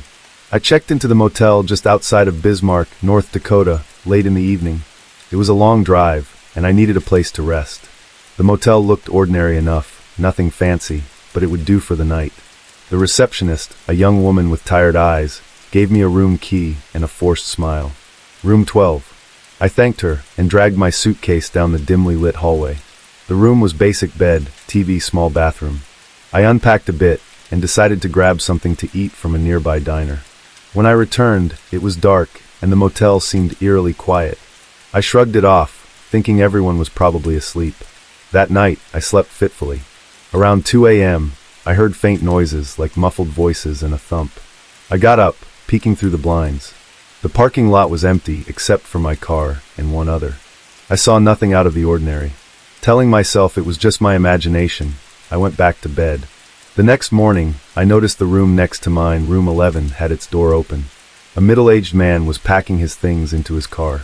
I nodded at him, but he didn't seem to notice. At breakfast, I overheard the receptionist talking to a cleaning lady. "Another one gone," she whispered. The cleaning lady just nodded, looking unconcerned. I felt a chill but brushed it off. People checked out all the time, right? That night, I was more aware of the noises. Around the same time, 2 a.m., I heard the same muffled sounds. I debated whether to investigate, but decided against it. I had an early start the next day, and didn't want to get involved in someone else's business. The following morning, I noticed the door to room 10 was wide open. The guests who had been there the day before, a young couple, were gone. No luggage, no trace of them. The cleaning lady was already there, stripping the bed. Curiosity got the better of me, and I asked her, "Did the couple leave already?" She glanced at me, then quickly looked away. "Yes, early this morning," she mumbled. I went about my day, but a feeling of unease grew inside me. That evening, I decided to stay up and see what was going on. I kept my lights off and the blinds slightly open, watching the parking lot. Around midnight, a car pulled in. A man stepped out, checked into room 9. He looked normal, like any other traveler. At 2 a.m., the noises started again. This time I was ready. I slipped out of my room and crept down the hallway. As I approached room 9, the noises grew louder. It sounded like a struggle. I hesitated, then knocked lightly. The noises stopped abruptly. I pressed my ear to the door, but heard nothing. I hurried back to my room, heart pounding. The next morning, room 9 was open. The man was gone, just like the others. I couldn't ignore it anymore. Something was wrong here. I went to the receptionist and asked directly, "What's going on here? People are disappearing every night." She looked at me, her face pale. "You need to leave," she said in a low voice. "Get out of here while you can." "What? Why?" I demanded, but she turned away, refusing to say more. I packed my things quickly, my mind racing. As I loaded my car, I saw a group of men standing near the office, watching me. One of them, a tall man with a scar across his cheek, nodded in my direction. I got in my car and drove off, my hands shaking. As I sped away from the motel, I couldn't shake the feeling that I was being watched. I stopped at a gas station a few miles down the road and called the police, telling them everything. They took my report, but seemed skeptical. A few days later, I checked the news, but there was no mention of the motel or missing guests. It was like nothing had happened. I couldn't believe it. How could something so sinister be swept under the rug? The experience haunted me. I avoided motels after that, preferring to stay in well-known hotels. I still think about the people who vanished and wonder if the police ever looked into it. Sometimes I wake up at 2 a.m., heart pounding, half expecting to hear those muffled noises again. I was working security at a stadium in California, a job I took to make ends meet. It was a typical night shift, quiet and uneventful, until I noticed a group of men lurking around the parking lot. They looked out of place, dressed in dark clothing, and the expensive cars parked outside the VIP entrance. At first, I thought they were just lost or looking for a shortcut. But as I watched from a distance, their behavior became suspicious. They moved with purpose, scanning the rows of vehicles as if they were searching for something specific. I radioed my partner, Jim, to keep an eye on them while I continued my rounds inside the stadium. Something didn't sit right with me, a gut feeling that told me trouble was brewing. An hour later, I received a frantic call from Jim. He whispered urgently over the radio, telling me that the men were armed and had started breaking into the cars. Panic surged through me as I realized the gravity of the situation. I hurried back to the parking lot, keeping to the shadows to avoid being spotted. The men were indeed armed, wielding crowbars and flashlights as they smashed windows and rummaged through glove compartments. I had to think fast. Calling the police was risky. They might not arrive in time. I needed to confront the gang without putting myself in danger. My heart raced as I weighed my options. I spotted a security golf cart nearby and decided to use it as a distraction. I revved the engine and drove it towards the gang, shouting at them to freeze. They turned towards me, startled, but didn't back down. One of them raised his crowbar threateningly. I swerved the cart at the last moment, narrowly missing them and causing them to scatter. It bought me enough time to call 911 discreetly, relaying the situation and our location. The gang regrouped quickly, realizing I was alone and unarmed. They started closing in, shouting threats and obscenities. I backed away slowly, trying to maintain a calm facade despite the fear tightening my chest. One of them lunged at me, swinging his crowbar wildly. I ducked and dodged, narrowly avoiding a blow to the head. Adrenaline surged through me as I realized just how close I was to getting seriously hurt. I managed to keep them at bay for a few more minutes until I heard sirens approaching in the distance. The gang heard it too, and their faces twisted with anger and frustration. They knew their time was up. In a desperate move, they grabbed a nearby car keys and tried to make a run for it. I sprinted after them, yelling for them to stop. They managed to hotwire one of the luxury cars and peeled out of the parking lot, narrowly missing me as they sped away. I collapsed to my knees, shaking with relief and exhaustion. The police arrived moments later, sirens blaring and lights flashing. They took statements from me and Jim, securing the scene and searching for any evidence left behind by the gang. As dawn broke, the stadium parking lot was a mess of shattered glass and damaged vehicles. I stood amidst the chaos, trying to process the night's events. I had faced danger head-on and come out alive, but the adrenaline still coursed through my veins. In the following days, the police made arrests based on the evidence gathered at the scene. The gang members were known criminals with a history of car thefts and other offenses. It sent a chill down my spine to think how close I had come to being a victim. I quit my job at the stadium soon after, unable to shake the memories of that terrifying night. The sight of those men, armed and dangerous, haunted my thoughts. It was a reminder of the darkness that lurked just beneath the surface, even in seemingly safe places.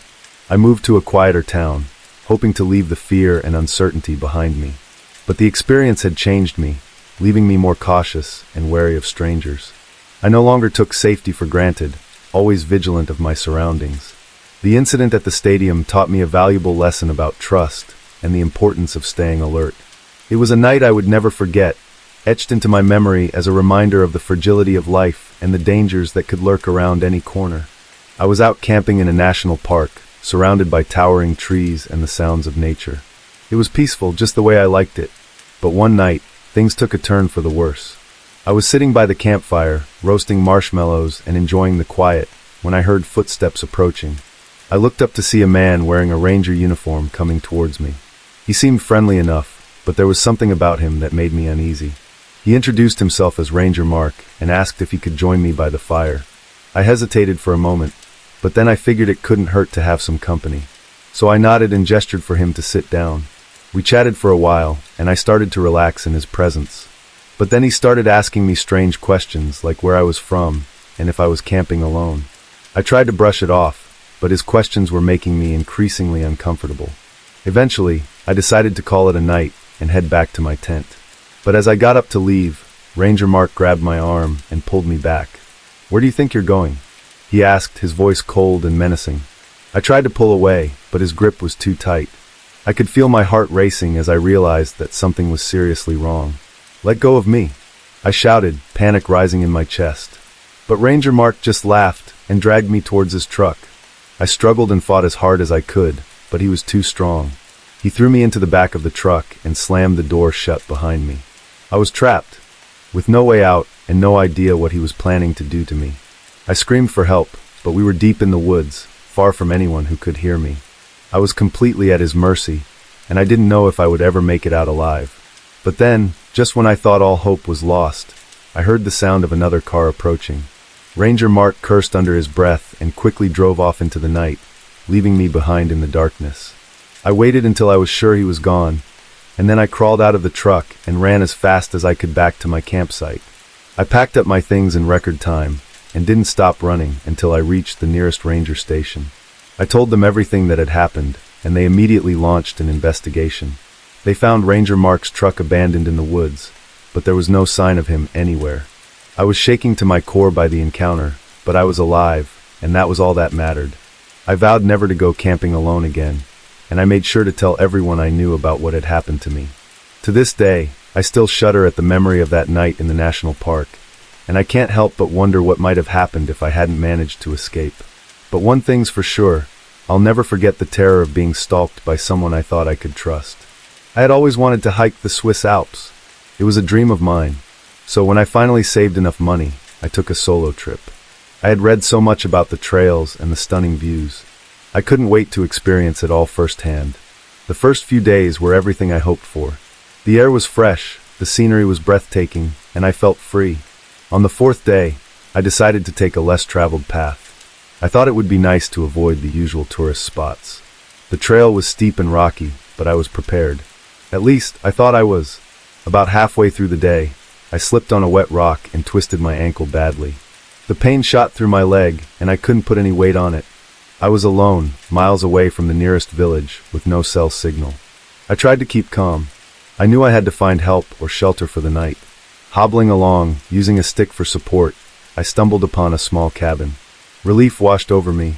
I knocked on the door, hoping someone would be inside. After a moment, a man opened the door. He was in his mid-40s, with a rugged look and piercing eyes. He seemed concerned when he saw me.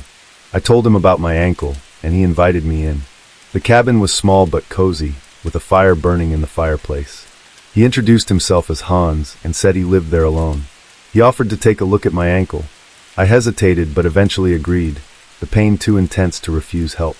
Hans examined my ankle and said it was badly sprained. He wrapped it in a bandage and gave me some painkillers. I was grateful and felt a bit more at ease. He said I could stay the night, and he'd help me get to a doctor in the morning. Exhausted and in pain, I accepted his offer. That night, I slept in a small room at the back of the cabin. I woke up several times, my ankle throbbing, but also feeling a strange unease. Something about Hans didn't sit right with me. Maybe it was his intense gaze, or the way he watched me a little too closely.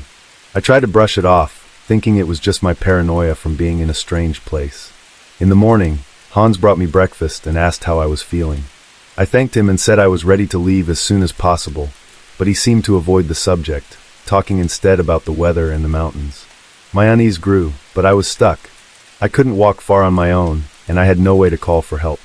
As the day went on, Hans' demeanor changed. He became more controlling, not letting me out of sight. I asked again about giving to a doctor, and he got angry, saying it wasn't safe to travel yet. Panic started to set in. I realized I was trapped in the cabin with a man I knew nothing about, and I had no way to escape. The next night, I pretended to sleep, hoping to find a chance to sneak out. But Hans never went to bed. He stayed up, watching me from the living room. I could see the outline of his figure against the dim light of the fire. Every time I moved, his head turned towards me. I felt a cold fear creeping over me. In the morning, I decided to confront him. I told him I needed to leave, that I couldn't stay any longer. His response was chilling. He said I wasn't going anywhere until he decided it was safe. His eyes had a wild look, and I knew I had to find a way out fast. I waited until he went to the outhouse behind the cabin. I limped to the door, my heart pounding, and tried to open it quietly. It was locked. Hans must have locked it from the outside. Desperation set in. I looked around for anything I could use to defend myself or break a window, but there was nothing. When Hans came back, he saw me near the door and smiled, a knowing smile that sent chills down my spine. He didn't say anything, just sat by the fire and watched me. The days blurred together after that. He kept me in the room, bringing me food and water, but never letting me out of his sight. My ankle slowly healed, but the psychological terror was worse than physical pain. I knew I had to make a move. One night, when Hans fell asleep in his chair by the fire, I found a small, rusty knife in the kitchen. It wasn't much, but it was my only chance. I waited, barely breathing, until I was sure he was deeply asleep.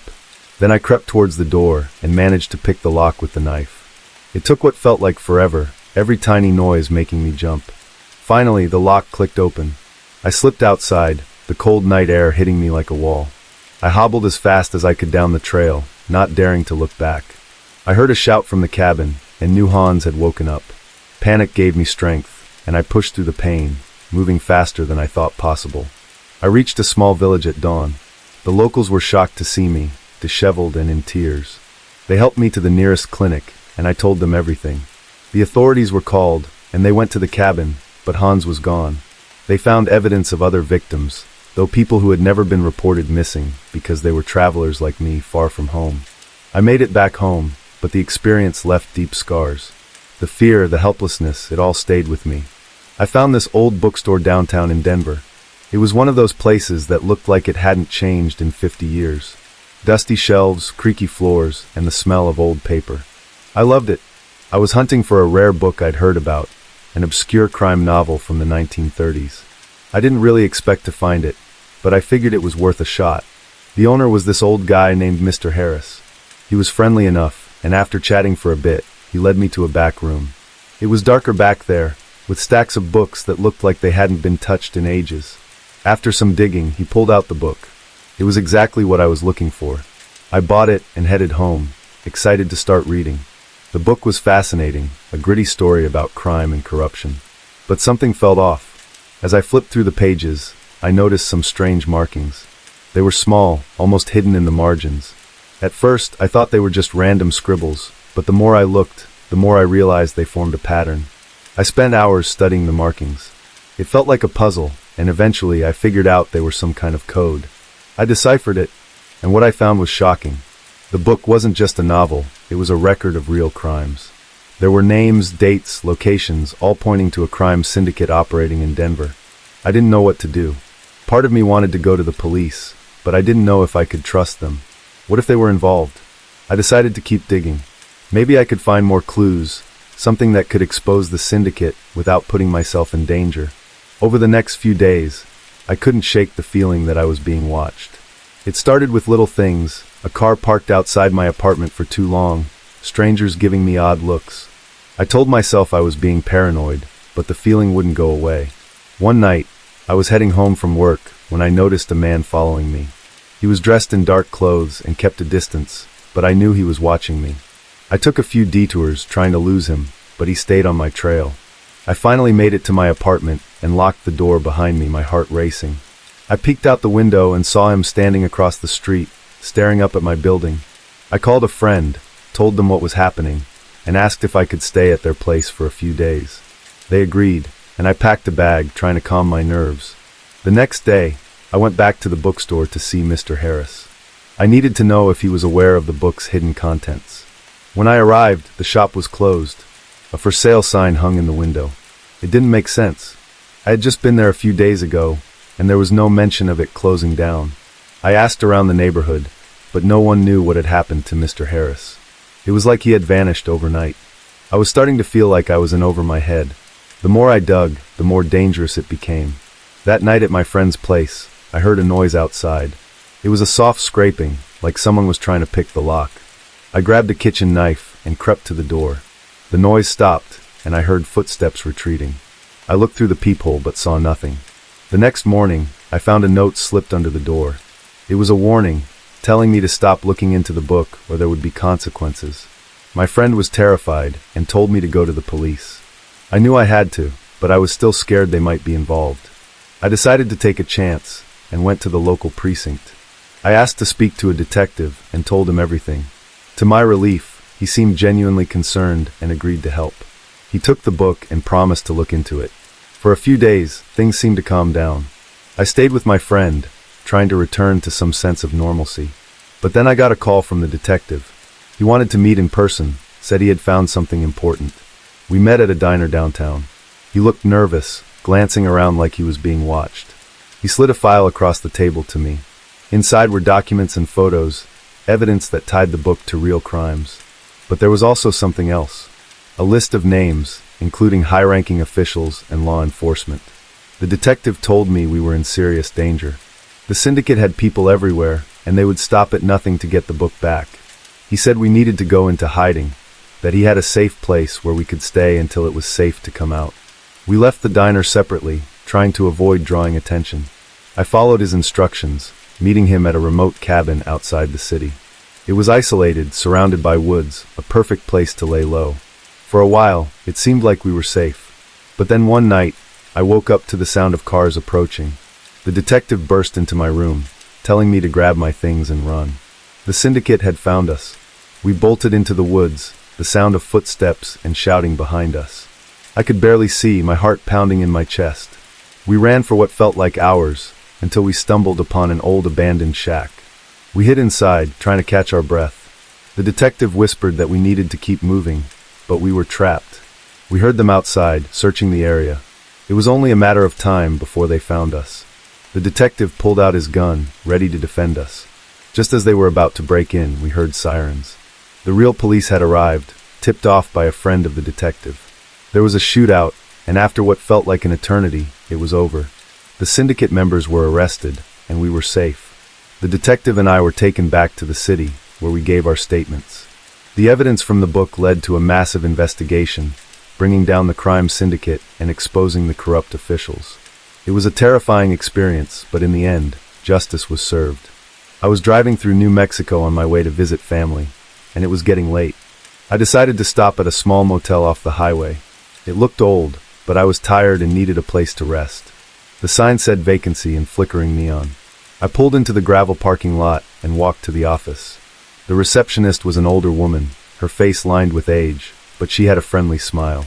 She handed me the key to her roommate and told me to have a good night. I thanked her and went to my room. It was small but clean. I put my bag on the bed and decided to take a shower. As I was drying off, I noticed a pamphlet on the nightstand. It was about the history of the motel. Apparently, it had been there since the 1950s and had seen better days. There were photos of happy families and travelers from years past. I skimmed through it and noticed a small section about local legends. It mentioned that some guests had disappeared over the years, but it was written off as folklore. I went to bed, but I couldn't shake the uneasy feeling the pamphlet gave me. Around midnight, I heard a faint noise outside my door. It sounded like footsteps. I got up and peered through the peephole but saw nothing. I figured it was just another guest and went back to bed. The next morning, I went to the office to check out. The older woman was there, but she seemed different, more distant. I asked her about the pamphlet and the stories of people disappearing. She looked at me with a blank expression and said, "Those are just old tales. Don't worry about it." As I left, I saw a maintenance worker near the parking lot. He looked like he had been working there for years. I decided to ask him about the motel's history. He glanced around nervously before speaking in a low voice. "People have gone missing here, but no one talks about it. Management wants to keep it quiet. They say it's bad for business." My heart skipped a beat. "What do you mean? What happened to them?" He shook his head. "No one knows for sure. They just vanish. Best to keep to yourself and not ask too many questions." I thanked him and got into my car. As I drove away, I couldn't stop thinking about what he said. That night, I stayed at a different motel in a nearby town. I tried to put it out of my mind, but curiosity got the better of me. I decided to do some research. I went to the local library and searched for information about the motel. I found old newspaper articles about people going missing. The articles were vague, but there were enough of them to make me worry. One article mentioned a young couple who vanished after staying there. Another talked about a traveling salesman who was never seen again. I couldn't believe it. How could something like this go unnoticed? I went back to the motel the next day, pretending I had left something behind. The older woman was still at the desk. I asked if she had seen my missing item, and she let me check my old room. As I searched the room, I noticed a small door in the closet that I hadn't seen before. It was partially hidden behind a stack of old blankets. I opened it and found a narrow staircase leading down to a dark basement. My heart raced as I descended the stairs. The basement was damp and musty. I saw old furniture and boxes covered in dust. Then I noticed something that made my blood run cold. There were personal items, wallets, bags, and clothes strewn across the floor. I recognized some of them from the photos in the pamphlet. I turned to leave, but heard footsteps above me. Panic set in. I hid behind a stack of boxes and waited. The older woman and a man I hadn't seen before came down the stairs. They were talking in hushed voices. "We need to move these soon," the man said.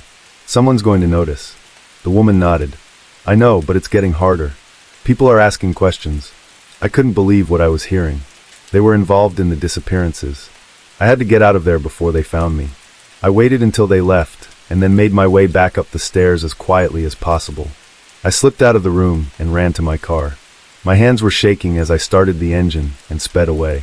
I drove straight to the nearest police station and told them everything.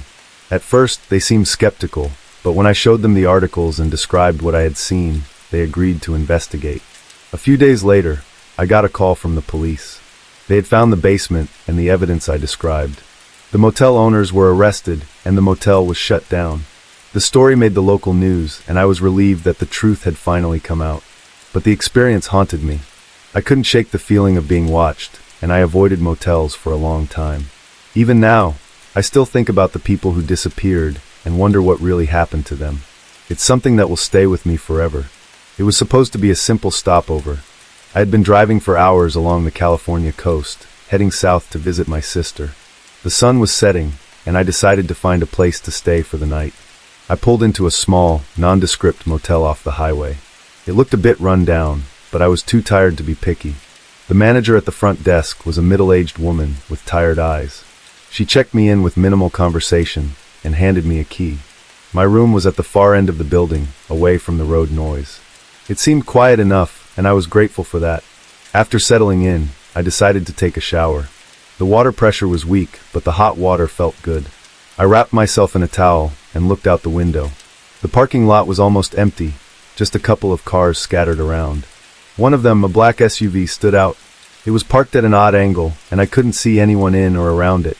I shrugged it off and got dressed. My plan was to grab some food from the vending machine and call it a night. As I stepped out of my room, I heard voices coming from the room next to mine. The walls were thin, and the voices were loud and angry. I hesitated for a moment, considering whether I should knock on their door and ask them to keep it down, but decided against it. Walking towards the vending machine, I saw a man standing by the black SUV. He was on his phone, speaking in a low, urgent tone. His eyes darted around nervously. Something about him made me uneasy, so I tapped my head down and moved quickly. As I reached the vending machine, I realized I had forgotten my wallet in the room. I turned back, annoyed with myself. As I passed the SUV again, the man was no longer there. The voices from the adjacent room had grown louder, and I could now make out a few words. They were arguing about money and something that sounded like shipment. Back in my room, I grabbed my wallet and paused. I heard a door slam and then a muffled thud. Curiosity got the better of me, and I peered through the peephole. The hallway was empty, but I could hear the sound of footsteps coming from the room next to mine. My heart pounded as I slowly opened my door and stepped out. I walked past the neighboring room, trying to be as quiet as possible. The door was slightly ajar, and I couldn't help but take a peek inside. What I saw made my blood run cold. There were two men in the room. One was on the floor, lying motionless in a pool of blood. The other man, the one I had seen by the SUV, was standing over him, holding a bloody knife. He looked up, and our eyes met for a brief second. I quickly stepped back, hoping he hadn't recognized me. Panicked, I hurried back to my room and locked the door. My mind raced as I tried to figure out what to do. I knew I had to get out of there, but I didn't want to draw attention to myself. I could hear the man moving around in the next room, and I knew I didn't have much time. I grabbed my things and quietly opened the door. The hallway was still empty.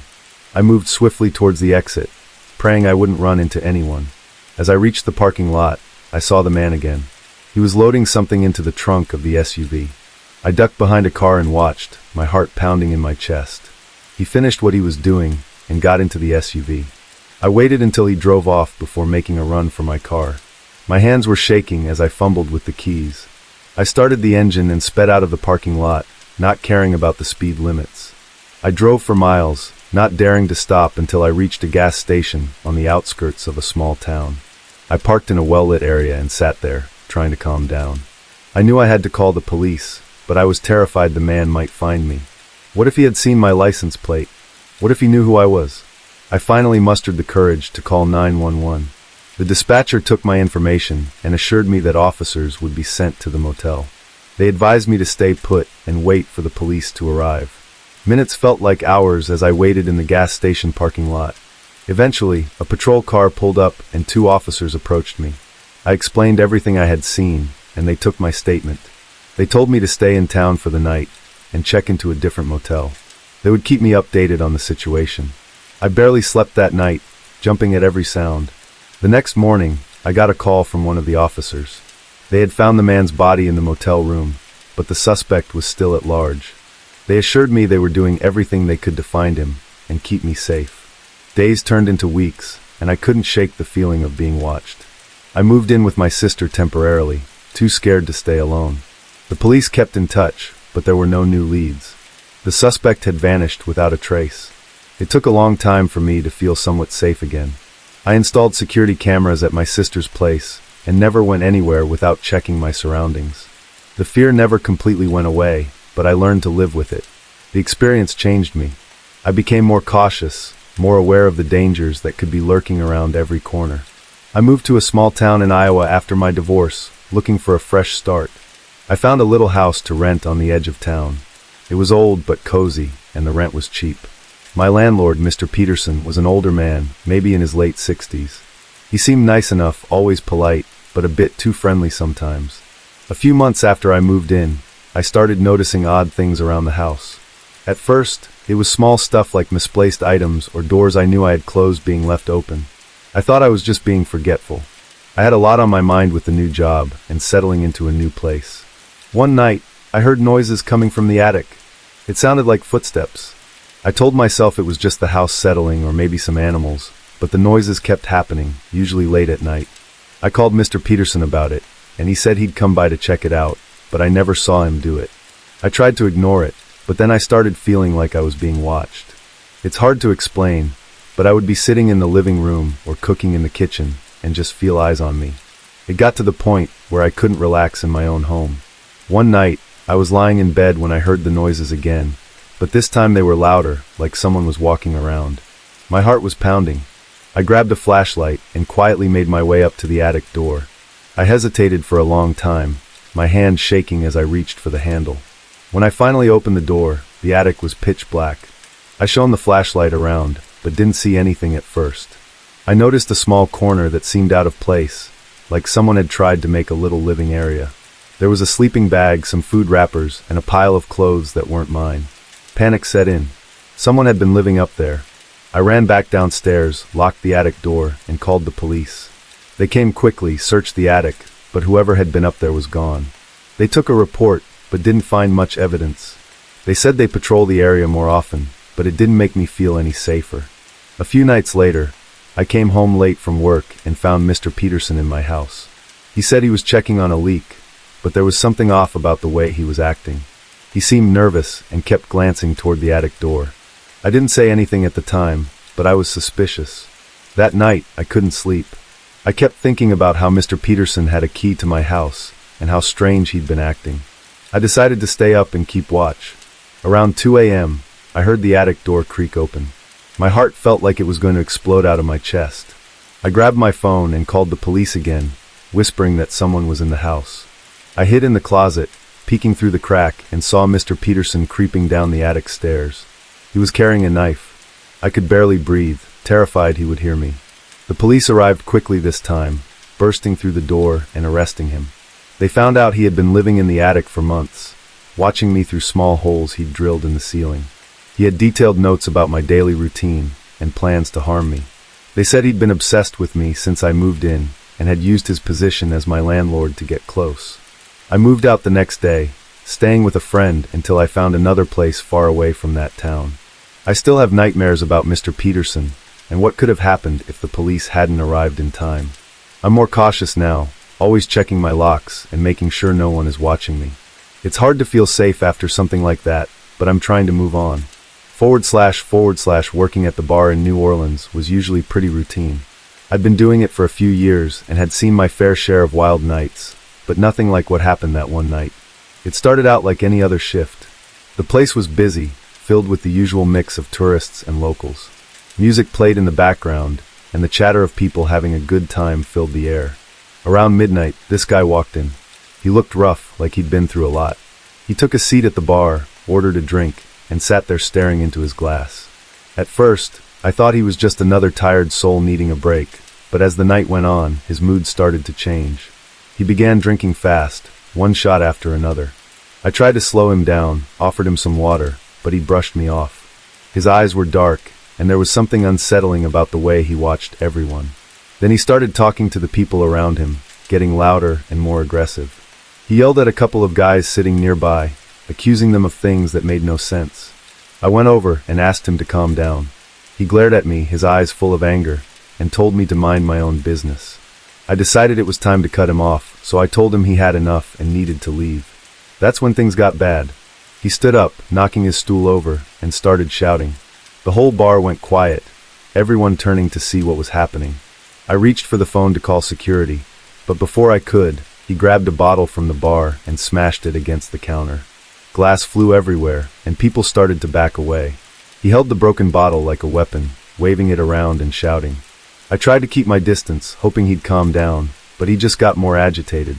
The guy moved towards the door, blocking it and trapping everyone inside. He yelled that nobody was leaving until he got what he wanted, but he never said what that was. The tension in the room was thick, everyone frozen, not knowing what to do. Some people tried to reason with him, but he just screamed at them to shut up. I felt my heart pounding in my chest. I'd never dealt with anything like this before. I tried to keep everyone calm, telling them to stay back and not provoke him. The guy was pacing back and forth, muttering to himself, the broken bottle still in his hand. He looked desperate, like a cornered animal. Someone in the back tried to make a break for the emergency exit, but he saw them and lunged, cutting them off. He yelled that if anyone else tried to leave, he'd hurt them. I could see the fear in everyone's eyes. People were huddled together, whispering, trying to come up with a plan.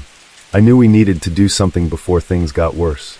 I tried to distract him, talking to him, asking him what he wanted, trying to get him to focus on me. He just kept shouting about how everyone was against him, how he couldn't trust anyone. His paranoia was getting worse by the minute. The bartender, my buddy Jake, signaled to me that he was going to try and call for help. He slowly moved towards the back office, trying to stay out of the guy's line of sight. I kept talking, trying to keep his attention on me. My mind was racing, trying to figure out what to do next. Jake managed to slip into the office and call the police. I could hear him talking quietly, trying not to be overheard.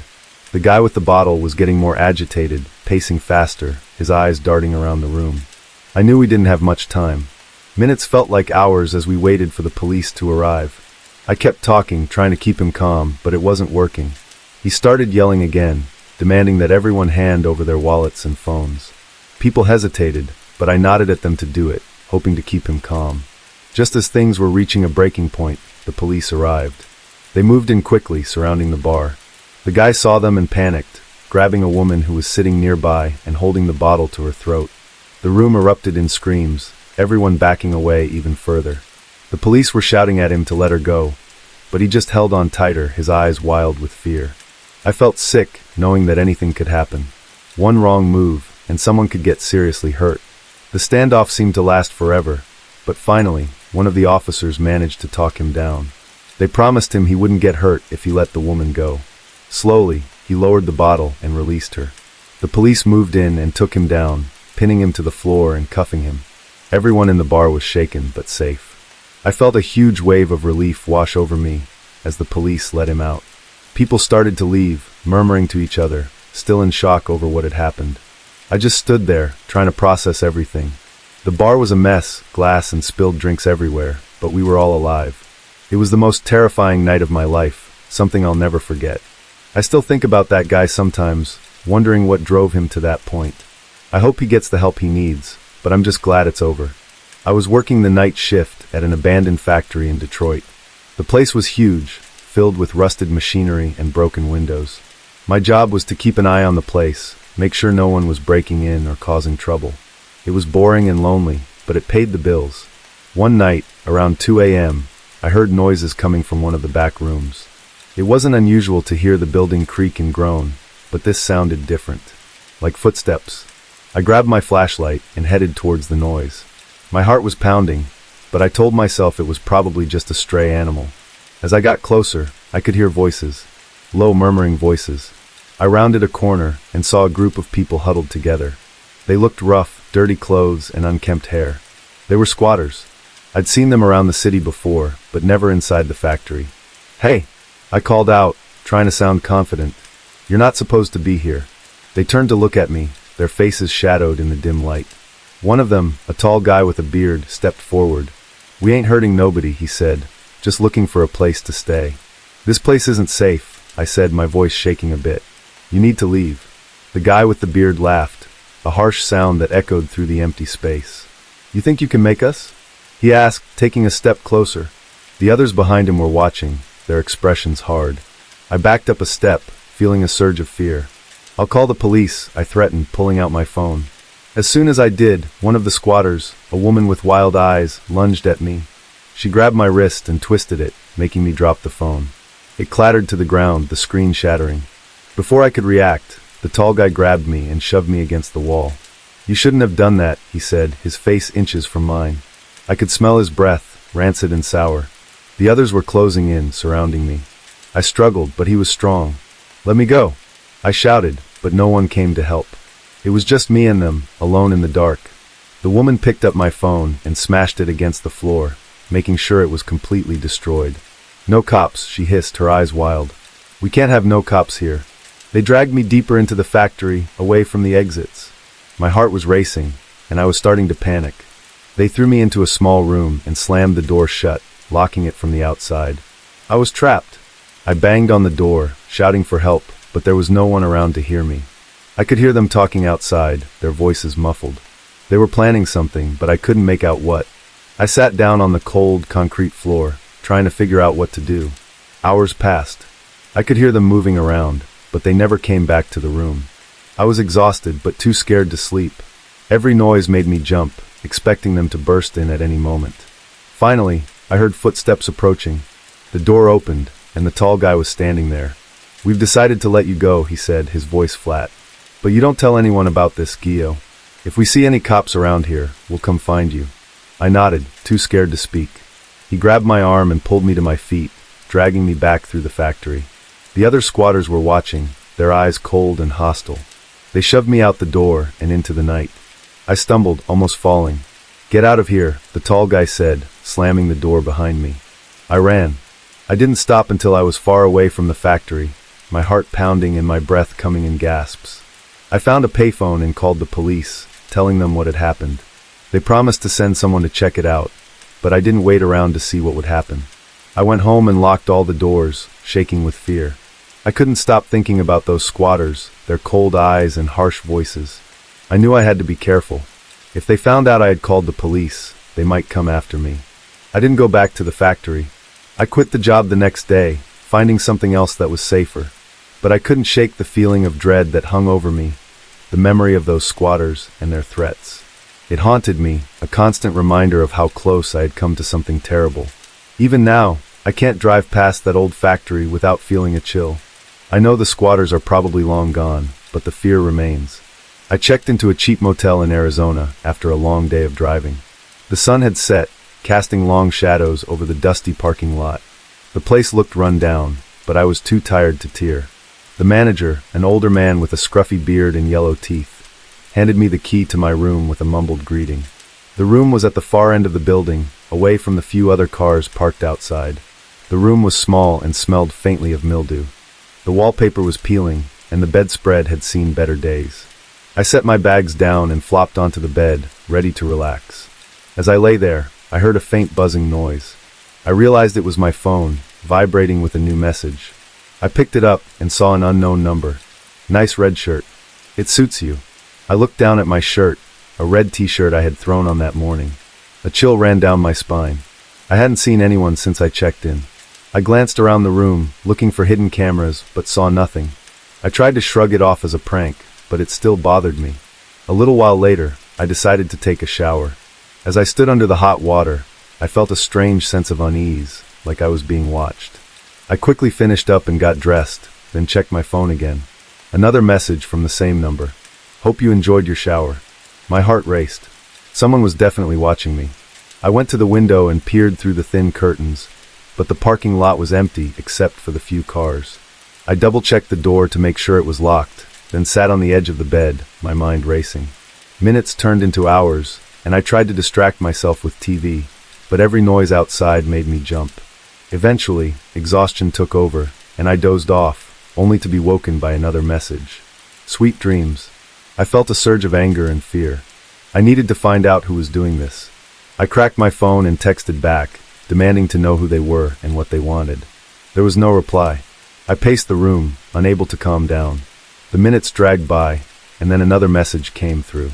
"Look outside." I hesitated, then slowly approached the window. I parted the curtains just enough to see out.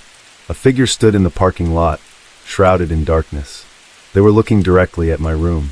I quickly closed the curtains and backed away, my hands shaking. I called the front desk, but there was no answer. Panic set in as I realized how isolated I was. I considered calling the police, but what would I tell them? That someone was sending me creepy messages? It seemed so unreal, like something out of a movie. Suddenly, there was a knock at the door. I froze, my heart pounding. The knock came again, louder this time. I crept to the door and looked through the peephole. The same figure from the parking lot stood outside, face hidden in the shadows. I backed away, searching for something to defend myself with. My eyes landed on a heavy lamp on the nightstand. I picked it up, holding it like a weapon. The knocking continued, relentless and insistent. Then, just as suddenly as it had started, the knocking stopped. I stood there, lamp in hand, listening intently.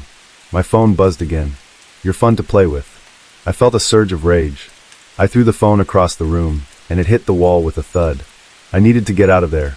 I grabbed my bag and threw it over my shoulder, then cautiously opened the door. The hallway was empty. I stepped out, ready to run to my car, but something made me stop. A sound, faint and almost imperceptible, came from the direction of the front desk. I crept down the hall, lamp still in hand, and peeked around the corner. The manager was sitting at the desk, his back to me, typing something on a laptop. The screen cast an eerie glow on his face. I approached quietly, trying to see what he was doing. As I got closer, I saw a series of windows open on his screen, each showing a different angle of the motel. He had cameras everywhere. My room, the parking lot, the hallways, all of it under surveillance. My blood ran cold as I realized he was the one sending the messages. I wanted to confront him, to scream and demand answers, but fear held me back. I turned and ran back to my room, grabbing my phone and keys. I dashed out to my car, my breath coming in short, panic gasps. I fumbled with the keys, finally getting the door open. I jumped in, locked the doors, and started the engine. As I sped out of the parking lot, I saw the manager standing at the entrance, watching me with a twisted smile on his face. I didn't stop driving until I reached the next town. I found a busy hotel, one with lots of people and bright lights. I checked in and locked myself in my room, feeling a sense of safety for the first time that night. I called the police and told them everything. They took my report and promised to investigate. I never heard back about what happened to that manager. It was just another quiet night at the dispatch center. The shifts were long, but I was used to them. There wasn't much to do in our small town in Idaho, especially during the night shift. Most calls were about lost pets or occasional minor car accidents. I settled into my chair, coffee in hand, ready for another uneventful night. The clock showed 1 a.m. when the phone rang. I picked it up, expecting the usual. 911, what's your emergency? There was a pause, then a man's voice. He sounded calm but strange. I can see you, he said. I looked around the room. Excuse me? I asked, trying to keep my voice steady. It wasn't unusual for prank calls, but something about his tone was unsettling. I'm outside your building. I've been watching you for a while now, he continued, his voice chillingly even. I felt a shiver run down my spine. I glanced at the monitors, showing live feed from the security cameras around the building. Everything looked normal. Sir, this is not funny. If you have an emergency, please state it. He laughed softly, the sound sending a wave of fear through me. No emergency. Just enjoying the view. I decided to alert the on-duty officer, Jake, who was out on patrol. I pressed the button for the radio. Jake, you there? His voice crackled back. Yeah, what's up? We've got a strange call. Guy says he's outside watching the building. Can you check the perimeter? On my way, he replied. I turned back to the phone. Sir, the police are on their way. If this is a joke, you're in serious trouble. The man chuckled again. I'm not joking. I see you've called for backup. Smart move. I felt my heart racing.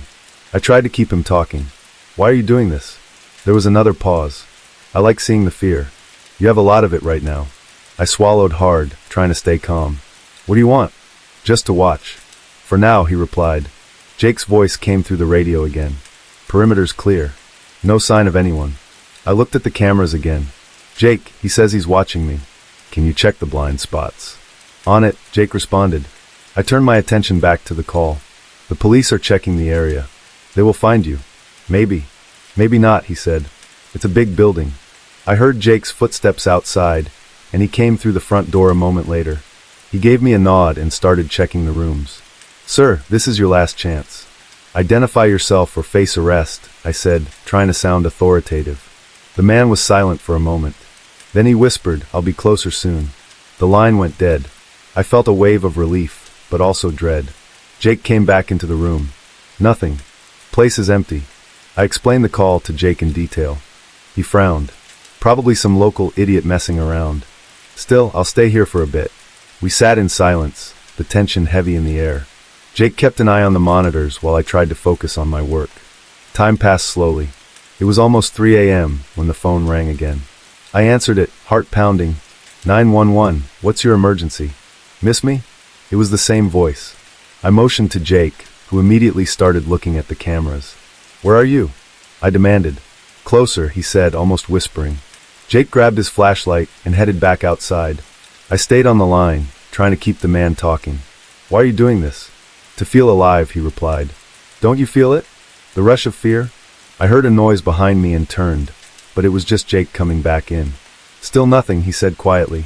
Sir, the police are inside now. You will be caught, I said, hoping to scare him off. He laughed again, softer this time. You think you're safe, but I can see you. The line went dead again. I looked at Jake, panic in my eyes. He's playing with us. Jake nodded. Stay here. Lock the door. I'm going to check the roof. I watched him leave, then locked the door behind him. I felt trapped, my eyes constantly scanning the monitors.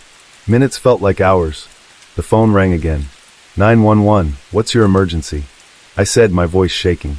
Look outside, the voice said. I hesitated, then slowly moved to the window. There, in the darkness, I could barely make out a figure standing by the fence. He was holding something, a phone, I realized. I quickly called Jake on the radio. He's by the fence. South side. On my way, Jake responded. I watched the figure as Jake approached from the side. But then, the figure disappeared into the shadows. Jake ran to where he had been, but found nothing. I slumped in my chair, the fear overwhelming. The phone rang once more. 911, what's your emergency? I'll be back, the voice said, and then the line went dead for the final time. Jake returned, shaking his head. He's gone, but we'll find him. The rest of the night was a blur of fear and anxiety. When my shift ended, I couldn't leave fast enough. The experience haunted me for days, the voice echoing in my mind. But I was safe, and I was determined never to let my guard down again.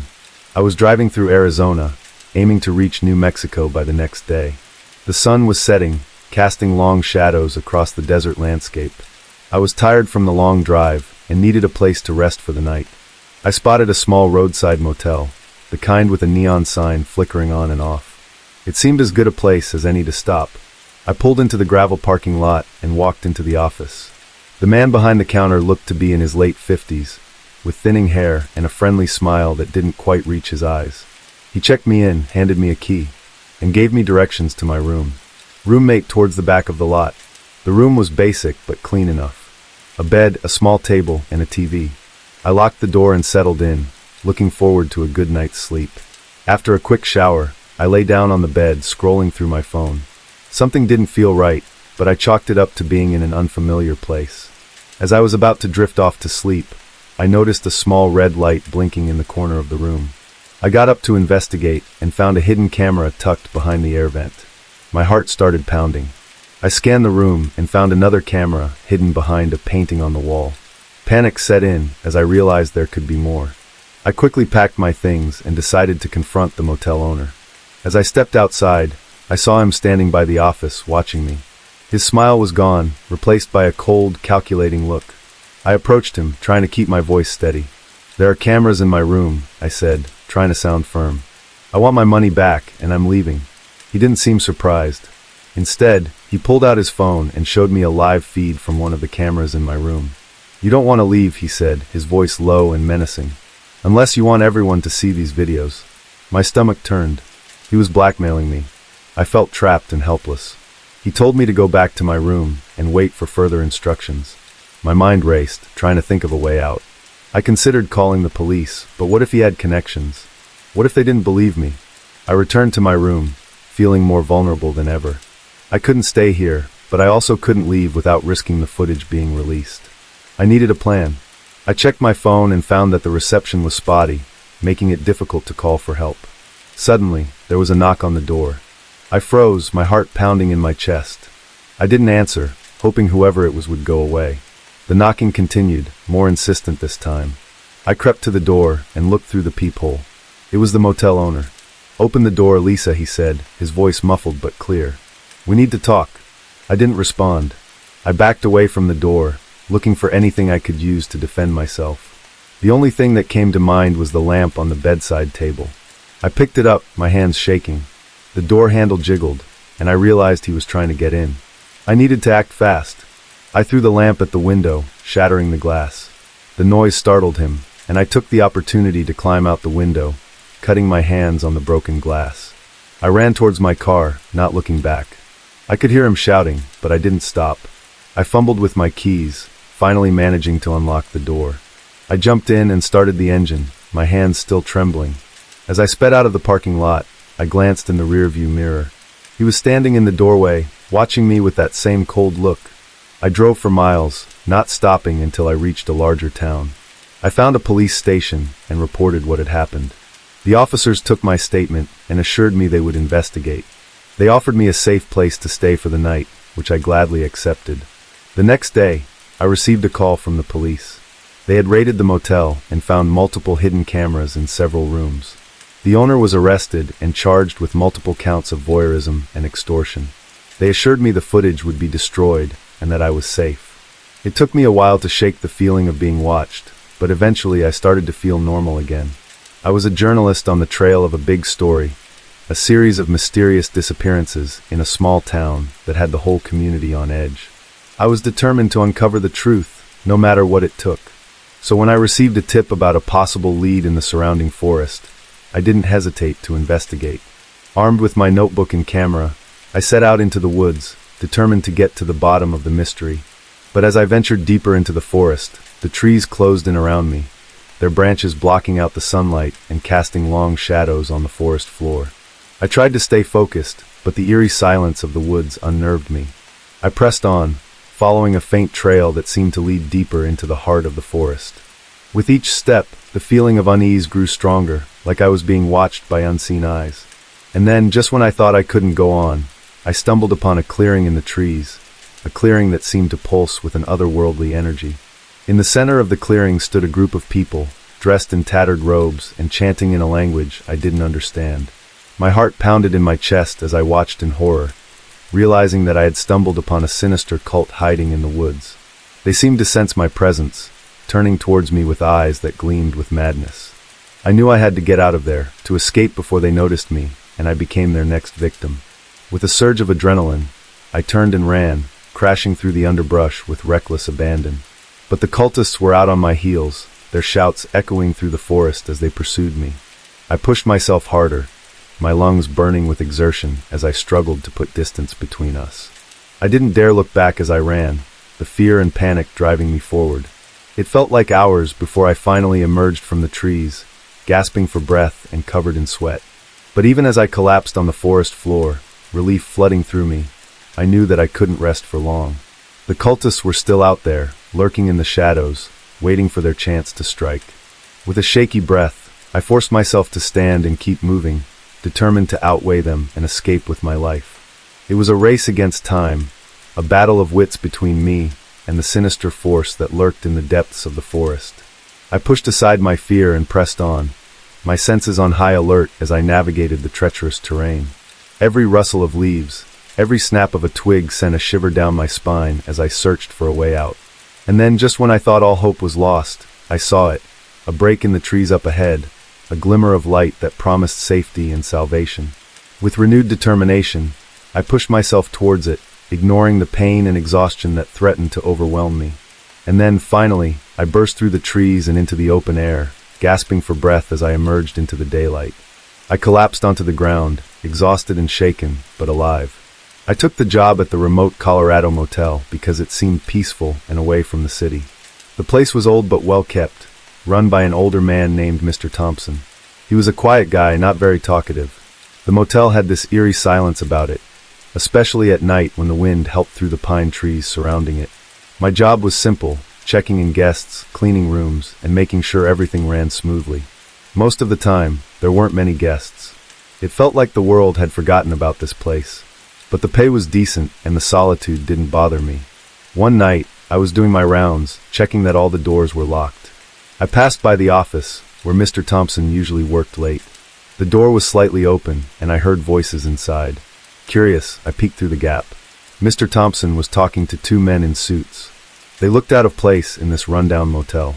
Their conversation was low, but I caught words like shipment and money. It didn't sit right with me. As I was about to walk away, the floorboard creaked. The men stopped talking. I quickly moved down the hall and into the laundry room, my heart pounding. I couldn't shake the feeling something was off. Over the next few days, I noticed strange things. Unmarked vans would arrive late at night. Mr. Thompson was more secretive, often locking himself in the office for hours. One evening, after all the guests had checked out, I decided to take a closer look. I waited until Mr. Thompson left for his usual late-night drive. I went to the office and tried the door. Locked. I remembered a spare key in the supply closet and fetched it. My hands shook as I unlocked the door and stepped inside. The office was cluttered with papers and old furniture. I looked around, searching for anything unusual. Then I noticed a small door behind a bookshelf. It was almost hidden. I pushed the bookshelf aside and opened the door. Inside was a narrow staircase leading down to a basement. The air was musty and cold. I descended the stairs slowly, the steps creaking under my weight. At the bottom was another door, this one reinforced with metal. I pushed it open and froze. The room was filled with boxes and crates, all marked with symbols I didn't recognize. There were tables covered in documents, maps, and photographs. It looked like a scene from a crime movie. As I moved further in, I saw a large safe against the wall. I didn't have much time. I heard the sound of gravel crunching outside Mr. Thompson's car. Panicked, I set in. I quickly looked through the papers on the table, trying to find anything that could explain what was going on. Drugs, weapons, money laundering, it was all here. I heard the office door open upstairs. My heart raced as I tried to find a place to hide. There was a small closet in the corner of the room. I squeezed inside and pulled the door shut just as I heard footsteps on the stairs. Mr. Thompson entered the room, followed by the two men in suits. They were discussing a new shipment. I held my breath, praying they wouldn't find me. My mind raced with thoughts of what they would do if they caught me. They stayed in the room for what felt like hours, checking the contents of the crates and going over their plans. I couldn't make out everything, but it was clear they were involved in something big and dangerous. Finally, they started to leave. I waited until I was sure they were gone before I dared to move.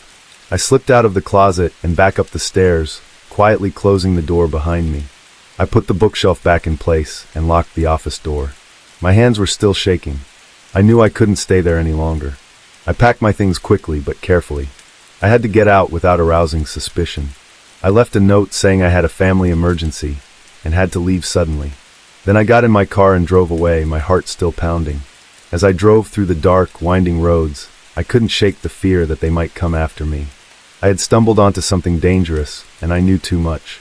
I kept driving until I reached the next town, where I found a small, cheap motel and checked in.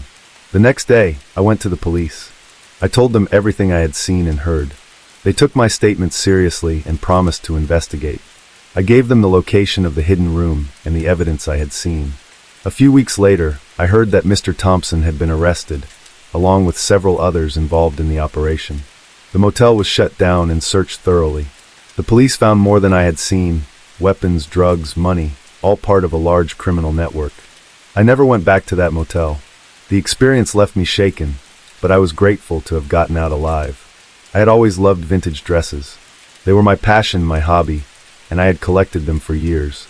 My closet was full of beautiful, unique pieces from different eras. But I needed the money, so I decided to sell my collection. I put an ad online, and soon got a response from a man named Daniel.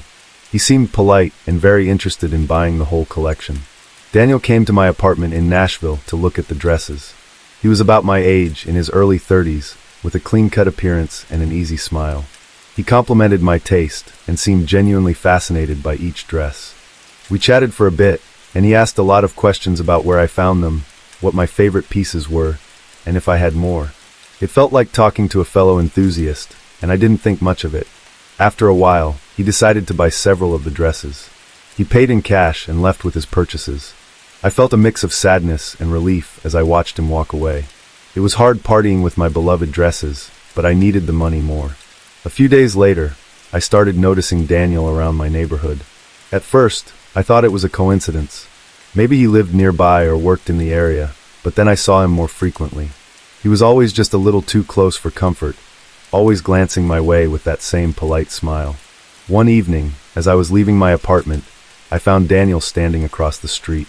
He didn't say anything, just watched as I got into my car. My skin crawled, but I tried to brush it off. Maybe he was just passing by, I told myself. The next day, I saw him again at the grocery store. He was in the same aisle, casually browsing, but his eyes were on me. I hurried through my shopping and left as quickly as I could. My heart was pounding, and I couldn't shake the feeling that something was very wrong. That night, I heard noises outside my apartment. Footsteps, a rustling sound, and then a soft knock on my door. I froze, listening. The knock came again, a little louder this time. I crept to the door and peered through the peephole. Daniel was standing there, his expression calm and patient. He knocked again, and my heart raced. I didn't know what to do. My mind was a wall of fear and confusion. Why was he here? What did he want? I didn't open the door. Instead, I backed away slowly, praying he would leave. After a few minutes, he finally did, but I couldn't sleep that night. I kept hearing his knocks in my head. The following days were a blur of anxiety. Everywhere I went, I saw Daniel. At the coffee shop, the park, even my workplace. It was like he was always one step behind me, always watching. I started to feel trapped, unable to escape his gaze. I went to the police, but they didn't take me seriously. Without any direct threats or violence, there wasn't much they could do. They advised me to be cautious and call if anything happened. I felt helpless and alone. One evening, I came home to find my apartment door slightly ajar. Panic set in as I pushed the door open and stepped inside. The place looked untouched, but I knew something was wrong. I checked every room, my hands shaking, but found nothing out of place. Then I saw it. On my bed was one of my vintage dresses, the ones Daniel had bought. He had been in my apartment. He had a key. I called the police again, but by the time they arrived, there was no sign of him. They took my statement, but there was little they could do without any solid evidence. I changed the locks and stayed with a friend for a few days, but the fear didn't go away. I felt like a prisoner in my own life, always looking over my shoulder, always wondering when he would show up next. One night, I heard a noise outside my friend's house. I looked out the window and saw Daniel standing in the yard, staring up at me. That was the last straw. I knew I couldn't live like this anymore. I packed my things and decided to leave Nashville. It was the only way to escape him. I moved to a new city, changed my number, and tried to rebuild my life. I was home alone with my infant son, just relaxing in the living room when I heard it, footsteps coming from the nursery. My heart started pounding in my chest, and I felt this cold chill run down my spine. I rushed to investigate, fear clawing at my chest. The nursery was dark, with only the soft glow of the night light illuminate in the room. But when I got there, I found the crib empty. Panic set in as I realized my son was gone. I felt like my world was crumbling around me, like I was trapped in some kind of nightmare. I searched the room frantically, tears streaming down my face. But there was no sign of him. He was just gone. That's when I noticed it. The window was open, despite it being securely locked just moments before.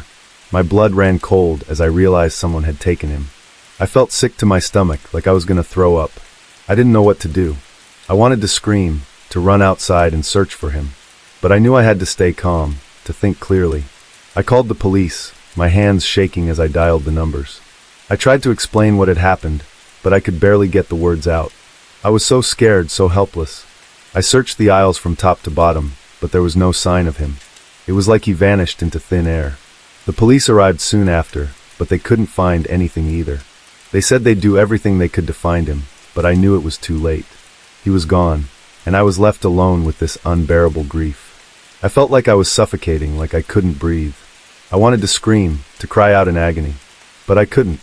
I was numb, trapped in this never-ending nightmare. Days turned into weeks, but there was still no sign of him.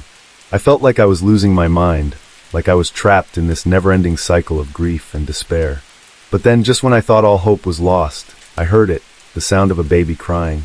My heart leapt into my throat as I rushed to investigate. I found him outside, in the arms of a stranger. Relief washed over me as I scooped him up, holding him close like I'd never let him go. The stranger explained that they'd found him abandoned in a nearby park. I didn't care about the details. All that mattered was that he was safe, that he was back in my arms where he belonged. I thanked the stranger profusely, tears streaming down my face. They said they were just glad they could help, then disappeared into the night. I held my son close, feeling like the luckiest person alive. I didn't know who had taken him, or why. But none of that mattered now. All that mattered was that he was safe, and that we were together again. It was supposed to be a relaxing weekend. I had taken a small boat to one of the tiny, uninhabited islands off the coast of Maine. I had planned to fish, read, and just enjoy the solitude. The island was perfect isolated, with a small beach and a dense forest in the middle. I set up my tent near the beach, got a fire going, and spent the day fishing and exploring. By late afternoon, the weather had turned. Dark clouds gathered, and the wind picked up. I decided to call it a day and headed back to my camp. As I was securing my gear, I noticed a boat approaching the island.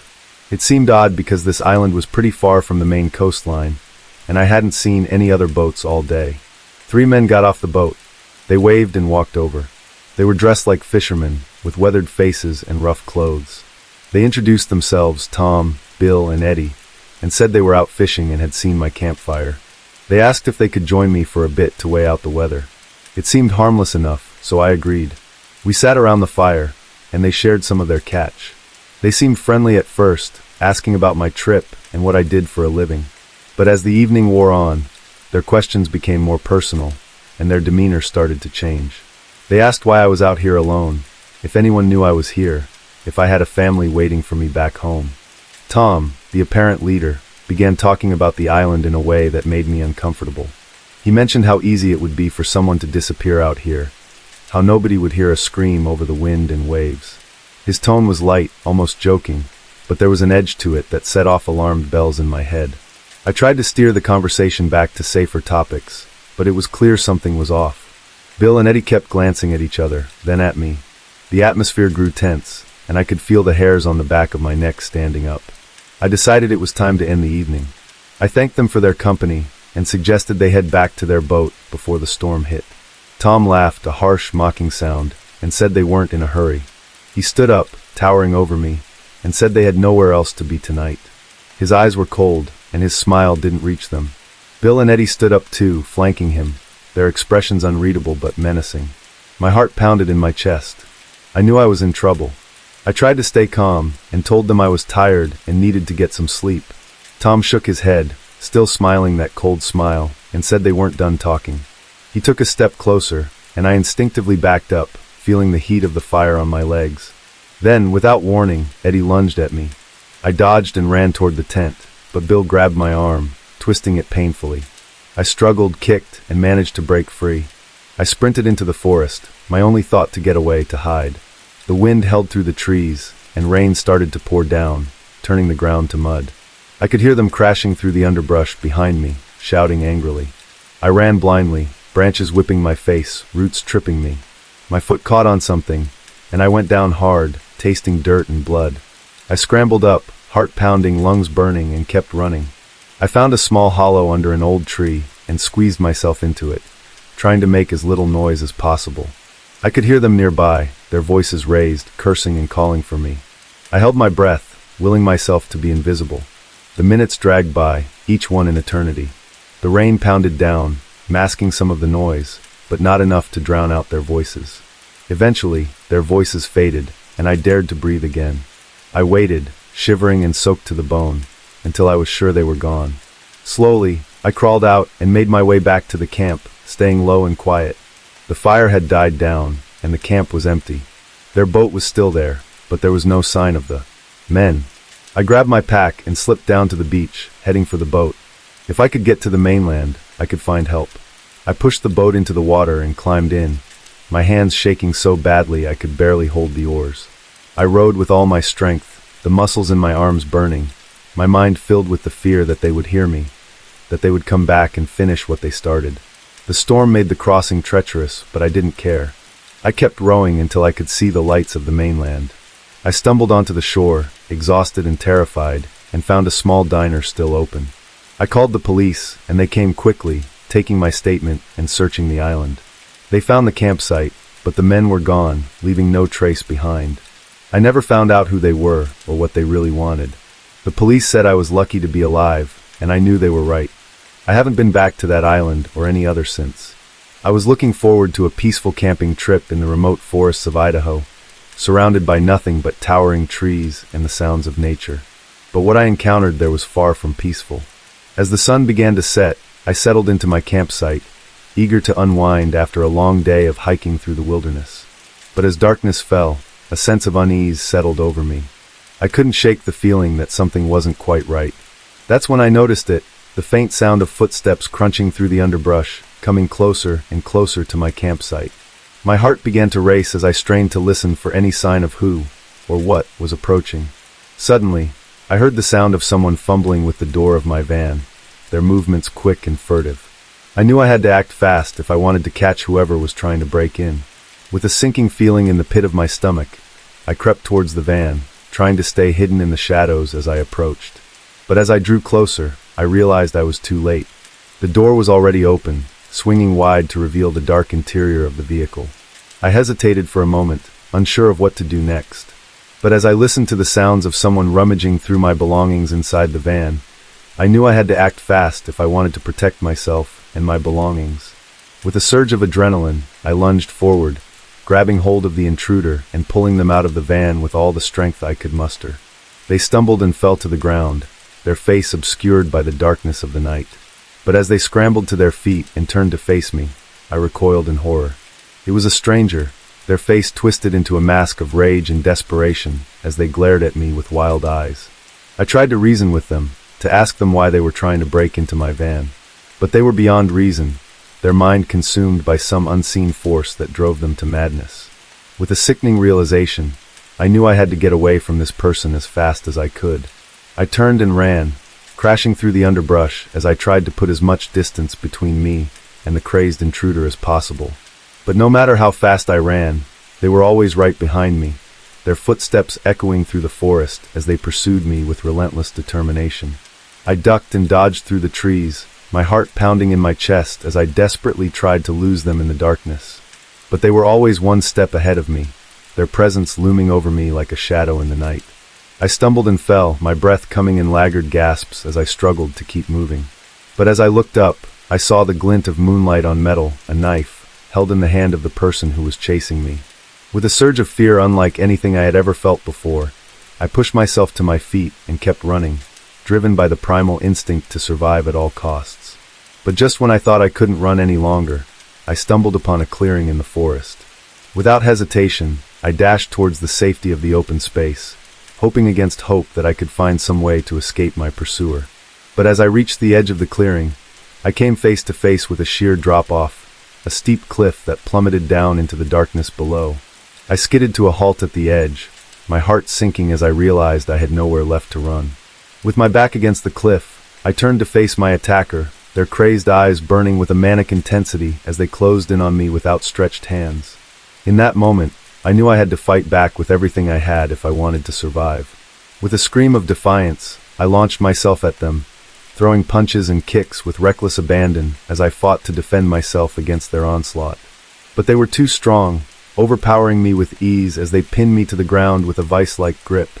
I struggled and thrashed, but it was no use. They had me trapped at their mercy in the heart of the forest.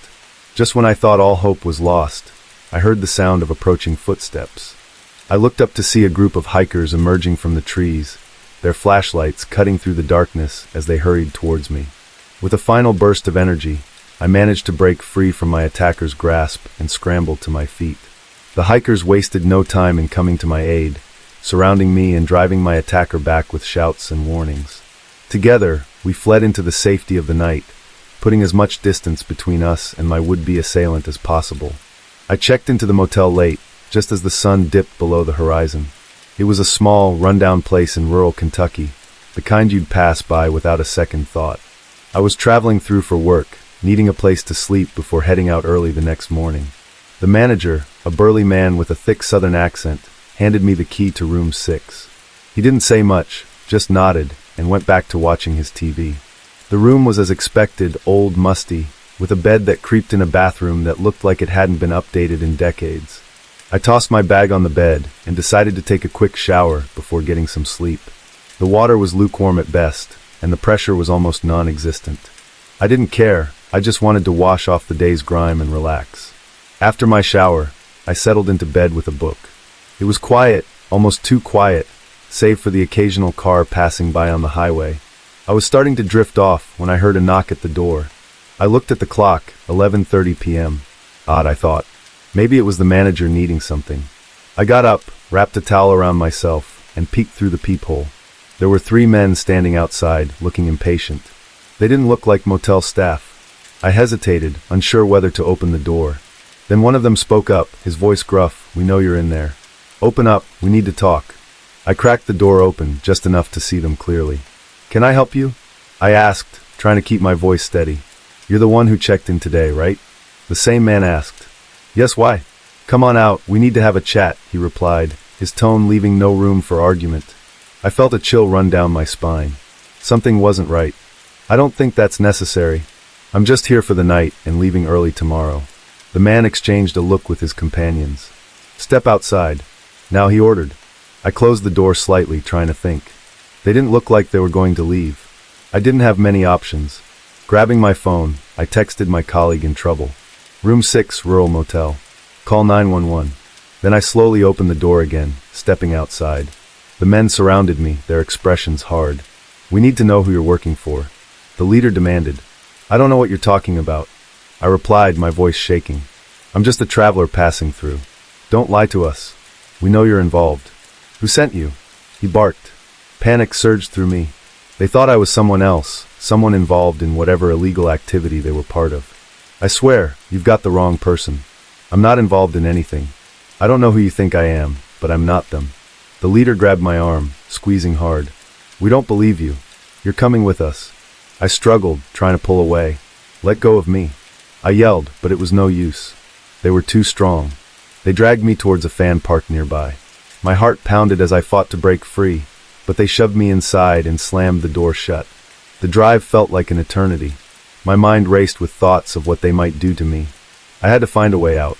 The fan eventually stopped, and they pulled me out, leading me into an old, abandoned barn. Inside, there were more men, all armed. "Who the hell is this?" one of them asked. "She's the one from the motel. Claims she's not involved," the leader said, pushing me forward. The new man studied me, his eyes cold and calculating. "Maybe she's telling the truth. We can't be sure." "Then what do we do with her?" the leader asked. "Keep her here until we figure it out," he replied. They tied me to a chair, the ropes cutting into my wrists. I sat there, my mind racing, trying to think of a way to escape. Hours passed, and the men argued amongst themselves. I caught snippets of their conversation. They were part of a local criminal ring, and they thought I was a spy or informant. As dawn approached, the men started to get agitated. They hadn't gotten any information out of me, because I had nothing to give. The leader finally decided to call someone higher up. While they were distracted, I noticed a sharp piece of metal on the ground near my chair. I carefully worked the ropes against it, trying to cut through. It took time, but eventually I managed to free my hands. I waited for the right moment when they were all focused on the phone call, then slipped out of the chair and bolted for the door. They shouted, realizing I was escaping, but I didn't look back. I ran into the woods, branches scratching my face and arms as I pushed through. I kept running, fueled by fear and adrenaline. I didn't know where I was going, just that I needed to get as far away as possible. Eventually, I stumbled upon a road and flagged down a passing car. The driver, a kind older woman, took one look at me and knew something was wrong. She drove me to the nearest police station. At the station, I told them everything. They took my statement and promised to investigate. My colleague had indeed called the police, and they were already looking for me. The criminals were arrested later that day, and I was finally safe. The experience left me shaken. I couldn't believe how close I had come to being caught in something terrible, all because of a case of mistaken identity. I had been working the night shift at the old motel in Florida for about 6 months. It was a rundown place, not much traffic, mostly the same regulars and the occasional traveler who got lost or had car trouble. The pay was lousy, but it was a job, and I needed the money. One of our regulars was a guy named Carl. He'd come in every couple of weeks, always late at night, always paid in cash. He was quiet, kept to himself, never caused any trouble. But there was something about him that always felt off. Maybe it was the way he looked around, like he was expecting something to jump out at him. Or the way he never stayed more than one night, always checking out early in the morning. One night, around 2 a.m., Carl came in. I could tell right away something was different. He was sweating, his eyes darting around more than usual. He barely looked at me as he handed over the cash for his room. His hands were shaking. I tried to make small talk, but he just mumbled something and headed straight to his room. I couldn't shake the feeling that something was very wrong. I watched the security cameras, keeping an eye on his room. About an hour later, I saw him come out and start pacing in front of his door. He looked agitated, kept glancing over his shoulder. Curiosity got the better of me, and I decided to take a closer look. I grabbed a stack of towels as an excuse and headed toward his room. As I got closer, I could hear him muttering to himself, but I couldn't make out what he was saying. I knocked on the door and called out, "Housekeeping." He opened the door just a crack, and I could see his eyes were wide with fear. "What do you want?" he snapped. "I just brought some fresh towels," I said, holding them up. "Are you okay, sir?" He stared at me for a long moment before nodding and taking the towels. "Thanks," he muttered before shutting the door in my face. I went back to the front desk, more uneasy than ever. I decided to look him up online. I had never bothered before, but something about tonight made me feel like I needed to know more. I typed in his name and the area into the search engine and started reading through the results. My blood ran cold when I saw a news article from a few years back.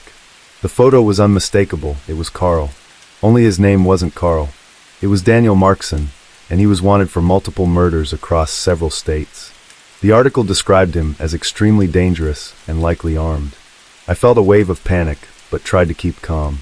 I was alone at the motel. There was no one to help me if things went south. I considered calling the police right then and there, but I worried about what would happen if Carl knew Daniel realized I had made the call. I decided to wait and watch, hoping he would leave soon. But as the hours dragged on, he didn't come out of his room. I couldn't stop thinking about the article, the faces of his victims. I knew I had to do something. Finally, I called the police, trying to keep my voice steady as I explained the situation. They told me to stay calm, and that they would send someone over right away. The wait felt like an eternity. I kept my eyes glued to the security monitor, praying he wouldn't come out and see me on the phone. When the police arrived, they moved in quietly. I pointed them to his room, and they knocked on the door, identifying themselves. For a moment, there was silence. Then, all hell broke loose. I heard shouting, a struggle, and then a gunshot. I ducked behind the counter, my heart pounding in my ears. I could hear more shouting, but it was muffled.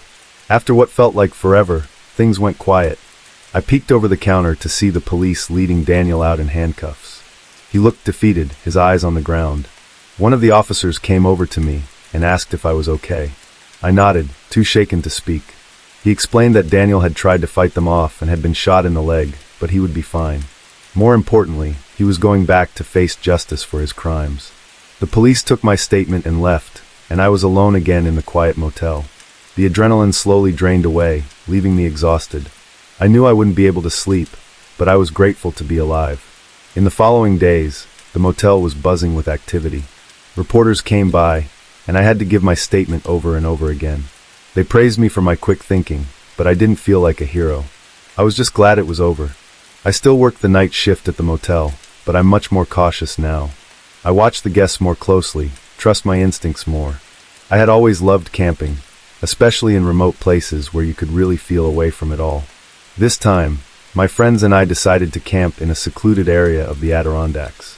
We wanted a real adventure, away from the usual spots crowded with tourists. We set up our tents near a quiet lake surrounded by dense woods. The first couple of days were perfect, just us and nature. We hiked, fished, and enjoyed the peace. On the third night, we decided to split up to gather firewood before it got too dark. I wandered off, figuring I knew the area well enough. As I walked deeper into the woods, the trees seemed to close in around me. I lost sight of the camp, but I wasn't worried. I had my flashlight and plenty of time to get back. After gathering a decent pile of wood, I realized it was getting darker faster than I expected. I turned to head back, but the forest seemed different. I tried retracing my steps, but nothing looked familiar. I kept walking, hoping to find a landmark, but it was like the woods were shifting around me. Panic started to set in. I yelled for my friends, but my voice seemed to vanish into the trees. After what felt like hours, I saw a small cabin through the trees. Relief washed over me. Maybe someone there could help. I approached the cabin, noticing it looked old and run down. I knocked on the door, but there was no answer. I tried the door, and it creaked open. Inside, it was dark and smelled musty. I called out, but still no response. I was about to leave when I heard a noise behind me. I turned and saw a man standing in the doorway. He was tall, with a wild look in his eyes. He didn't say anything, just stared at me. "I'm lost," I said, trying to keep my voice steady. "Can you help me get back to my camp?" He didn't answer, just stepped closer. There was something off about him. His clothes were dirty, and he had a hunting knife strapped to his belt. I took a step back, my heart pounding. "I didn't mean to intrude," I said, inching toward the door. "I'll just go." Before I could move, he lunged at me. I ducked and ran out the door, dropping the firewood. I could hear him behind me, crashing through the underbrush. I didn't know where I was going, just that I had to get away. I ran until my lungs burned, and my legs felt like they would give out. The woods were dark now, and every shadow seemed to hide him. I found a large tree and crouched behind it, trying to catch my breath. I listened for any sign of him, but all I could hear was my own heartbeat. After a while, I started moving again, slowly and quietly. I needed to find my way back to camp. I thought about my friends and hoped they were okay. The fear of that man kept me moving. I stumbled onto a narrow path and decided to follow it, hoping it would lead somewhere safe. As I walked, I kept looking over my shoulder, terrified he would appear out of the darkness. The path twisted and turned, and I felt like I was going in circles. Just when I thought I couldn't go any further, I heard voices. Familiar voices. I followed the sound and burst into a small clearing. There were my friends, gathered around a fire, looking worried. They jumped up when they saw me, bombarding me with questions. I tried to explain what happened, but I was too shaken to make much sense. All I knew was we had to leave now. We quickly packed up our camp, not wanting to risk another encounter with the man. As we hiked out, I kept looking back, half expecting to see him watching us. The feeling of being hunted stayed with me long after we were safe. Back home, the experience haunted me. I couldn't shake the image of his wild eyes and the feeling of being trapped in those woods. Camping, something I once loved, now filled me with dread. I still think about that night and wonder who he was and what would have happened if I hadn't escaped. I'm grateful I got out, but the fear lingers, a reminder that sometimes the real danger is just a heartbeat away, hidden in the quiet places we least expect. I was out stealth camping in my van in the Colorado Rockies, seeking some peace and solitude away from the hustle and bustle of city life. It was supposed to be a simple retreat into nature, a chance to disconnect and recharge. But what I found there was far from peaceful. The first night went by without incident. I parked my van in a secluded spot, nestled among the trees, and settled in for the night. The sounds of the forest surrounded me, soothing in their familiarity. I felt safe and at ease, cocooned in the warmth of my sleeping bag. But as the days passed, I began to notice things that didn't quite add up. Small, subtle signs that someone else was nearby. Footprints in the dirt that weren't mine. Branches snapped in a way that suggested they had been deliberately broken. At first, I brushed it off as my imagination playing tricks on me. But as the days went by, the signs became harder to ignore. One evening, as I was cooking dinner over the campfire, I heard a rustling in the bushes nearby. I froze, my heart pounding in my chest, as I strained to listen for any sign of movement. But the forest was silent, save for the crackling of the flames. I tried to convince myself it was just an animal, a deer or a bear passing through. But deep down, I knew it was something more. Someone was out there, watching me, waiting for the right moment to reveal themselves. I spent the rest of the night on edge, jumping at every sound, every shadow. I didn't sleep a wink, too afraid of what might happen if I let my guard down even for a moment. The next morning, I decided to confront whoever was out there. I packed up my things and set out into the forest, determined to find out who was watching me and why. I didn't have to look far. Just a few hundred feet from my campsite, I stumbled upon a makeshift shelter hidden among the trees. It was crude but sturdy, made from branches and tarpaulin, camouflaged to blend in with the surrounding foliage. My heart raced as I approached the shelter, my mind buzzing with fear and uncertainty. Who was living here? And why were they watching me? I called out, hoping to coax whoever was inside to reveal themselves. But there was no answer, just the eerie silence of the forest. I hesitated, unsure of what to do next. Should I go inside and confront them? Or should I turn around and run as fast as I could back to my van? In the end, curiosity got the better of me. I stepped forward, my hand shaking as I reached out to pull back the flap of the shelter. What I found inside chilled me to the bone. The shelter was empty, save for a few tattered blankets and scraps of food. But scrawled on the walls in thick, black letters were the words, "I see you." I stumbled back, my stomach churning with fear and dread. Who had written those words? And what did they mean? I didn't stick around to find out. I turned and ran, my heart pounding in my chest as I raced back to my van. I didn't stop until I was safely locked inside, the engine running as I sped away from the place as fast as I could. I didn't stop until I was miles away, the memory of those words burning in my mind. I see you. It was a chilling reminder that even in the most remote corners of the world, we are never truly alone. I never went back to that spot in the Colorado Rockies. The memory of what happened there still haunts me to this day, a constant reminder of the dangers that lurk just beyond the edge of our comfort zone. But I've learned to be more cautious, more aware of my surroundings. And as long as I keep moving forward, I know I'll be okay. We rented a remote cabin in the Canadian wilderness for a week-long family vacation. It was supposed to be a peaceful getaway. My husband Mark, our 2 kids, Emily and Jake, and I were looking forward to disconnecting from the world and spending quality time together. The cabin was isolated, nestled among tall trees with a beautiful lake nearby. It seemed perfect. The first couple of days were wonderful. We hiked, swam, and fished. The kids were having a blast, and Mark and I enjoyed the break from our busy lives. The nights were quiet, with only the sounds of nature around us. On the 3rd night, everything changed. We were sitting by the fire, roasting marshmallows, when we heard a noise outside. It sounded like footsteps. Mark went to check, but saw nothing. We brushed it off, thinking it might be an animal. A little while later, we heard it again, closer this time. My heart started to race. Mark looked uneasy but tried to keep calm for the kids. Suddenly, the door burst open and 3 men stormed in. They had guns. I grabbed Emily and Jake, pulling them close. Mark tried to reason with them, but they shouted for us to be quiet. One of them, the leader I guessed, told us they needed a place to hide for a while. They were on the run, and we were their unlucky hosts. They tied Mark and me up, keeping the kids close to us. My mind raced with fear and desperation. The leader, a tall man with a scar on his face, told us if we cooperated, we wouldn't get hurt. I tried to believe him, but I could see the coldness in his eyes. They took turns watching us. The other 2 men, both younger, seemed nervous, always glancing out the windows. They spoke in low voices, discussing their plans. I caught bits and pieces, enough to know they were dangerous and desperate. That night, I barely slept. I kept thinking of ways to escape, but found none. The next morning, the men allowed us to eat breakfast under their watchful eyes. Emily and Jake were scared, clinging to me. Mark tried to stay strong, but I could see the fear in his eyes too. As the day went on, I noticed the men were getting agitated. They argued among themselves, their tempers flaring. I knew we had to do something before things got worse. I whispered to Mark, telling him we needed to find a way out. He nodded, his jaw set in determination.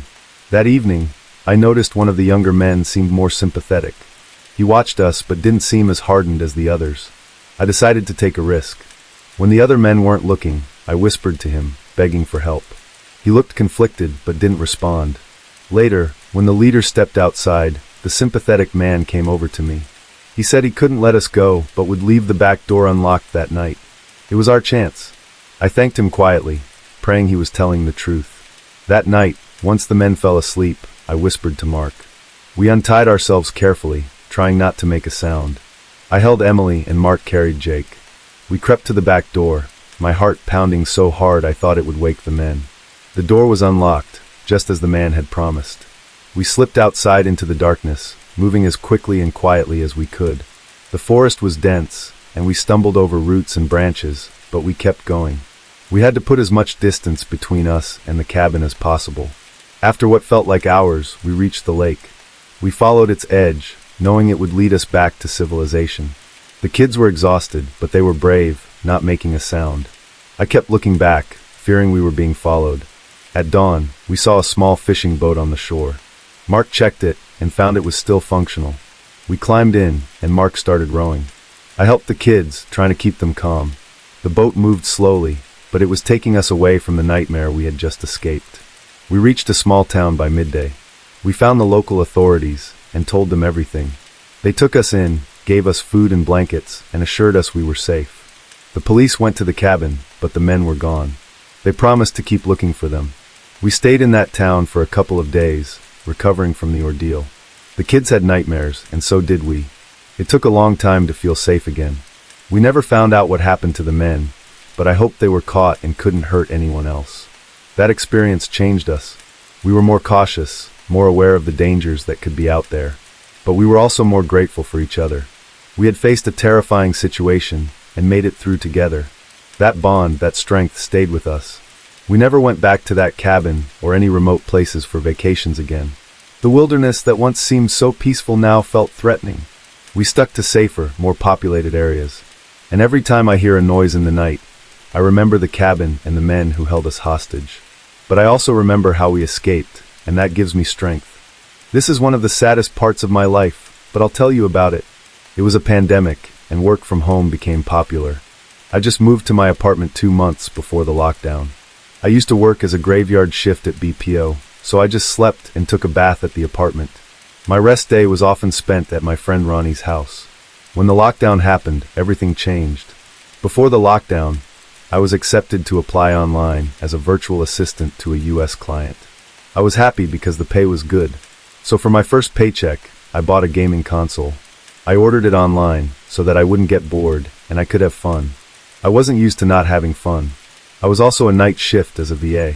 One night, while I was working, it was around 2 o'clock in the early morning. I was sleepy because I was alone in my room and there was no noise around.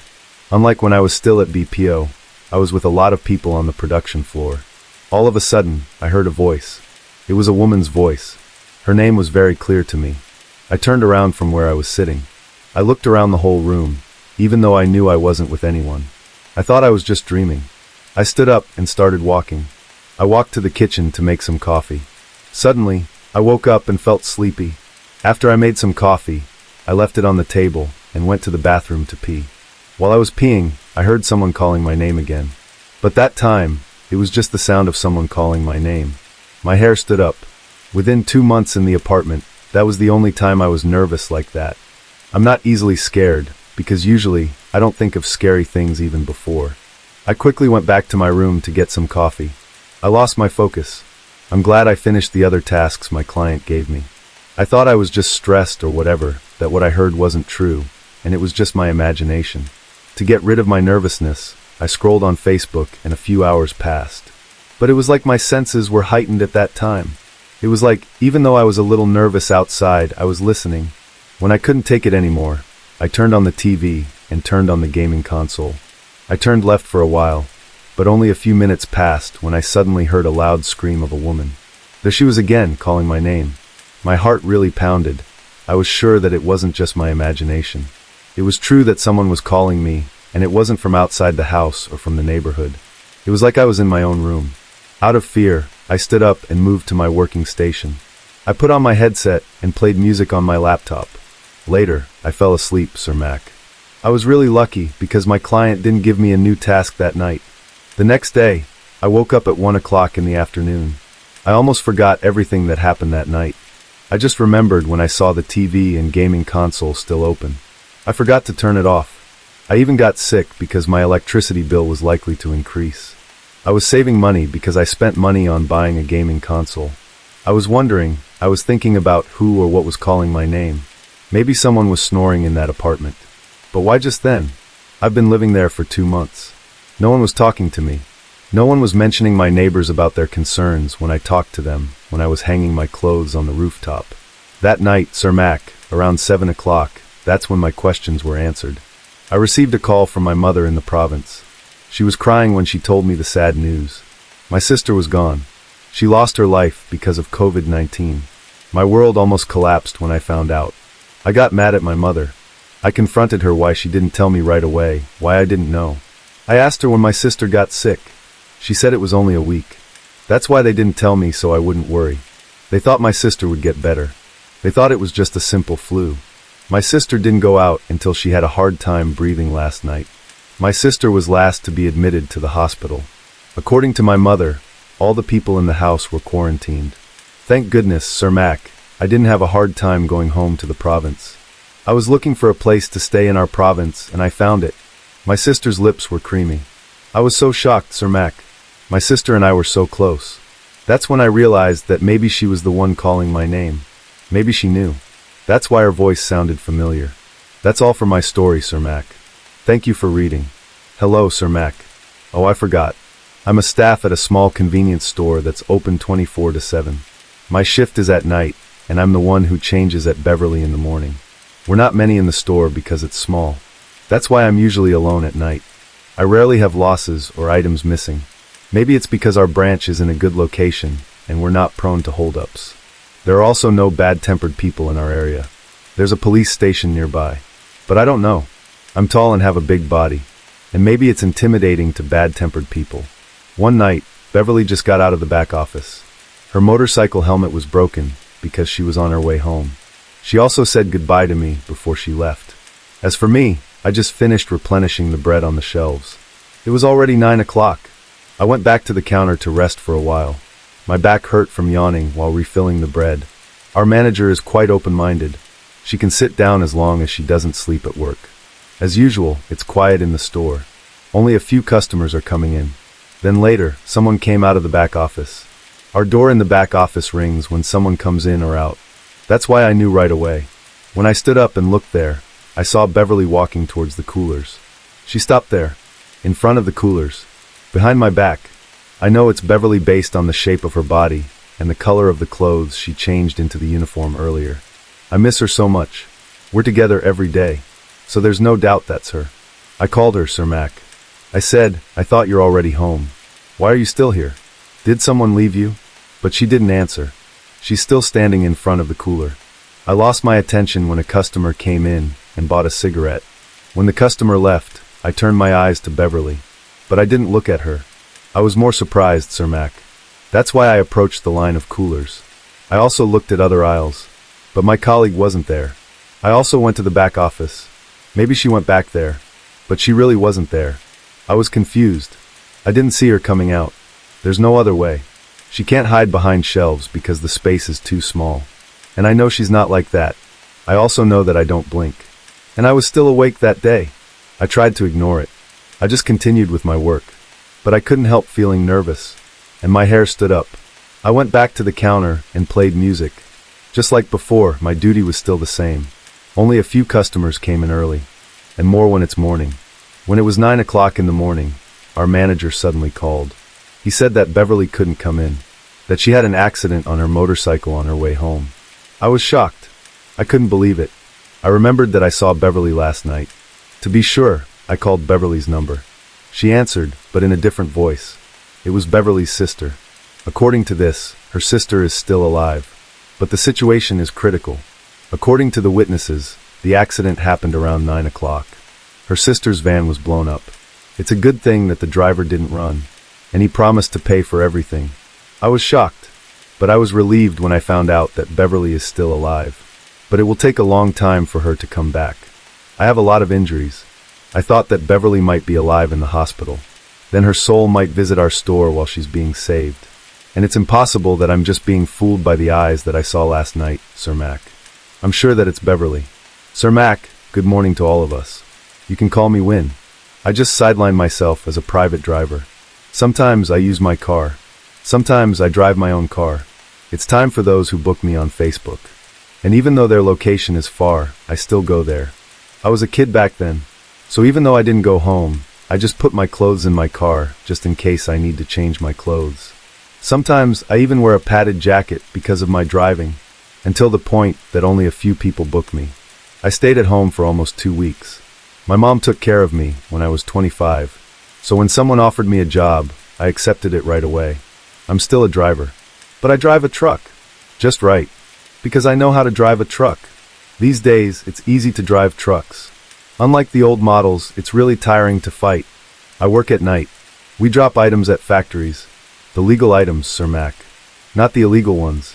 I won't go into details, but those are ingredients for food. I have a partner, Yen Yen. She's only 20 years old. She's the one who loads and unloads the boxes. Sometimes I remember. Most of the time I don't. Because she can do it. Her body is young. Like a member of Fantastic Four. One night, we're on our way to the third factory we're unloading. Yen Yen is next to me. Always. She's on her phone. She's watching funny videos on Facebook. I'm driving. Then later, she put her phone close to my face to show me a lap trip video. I was dumbfounded. I looked at it. I didn't realize that the road was already curved. What happened? We bumped into each other, Sir Mac. I just looked at the screen of my phone for a second.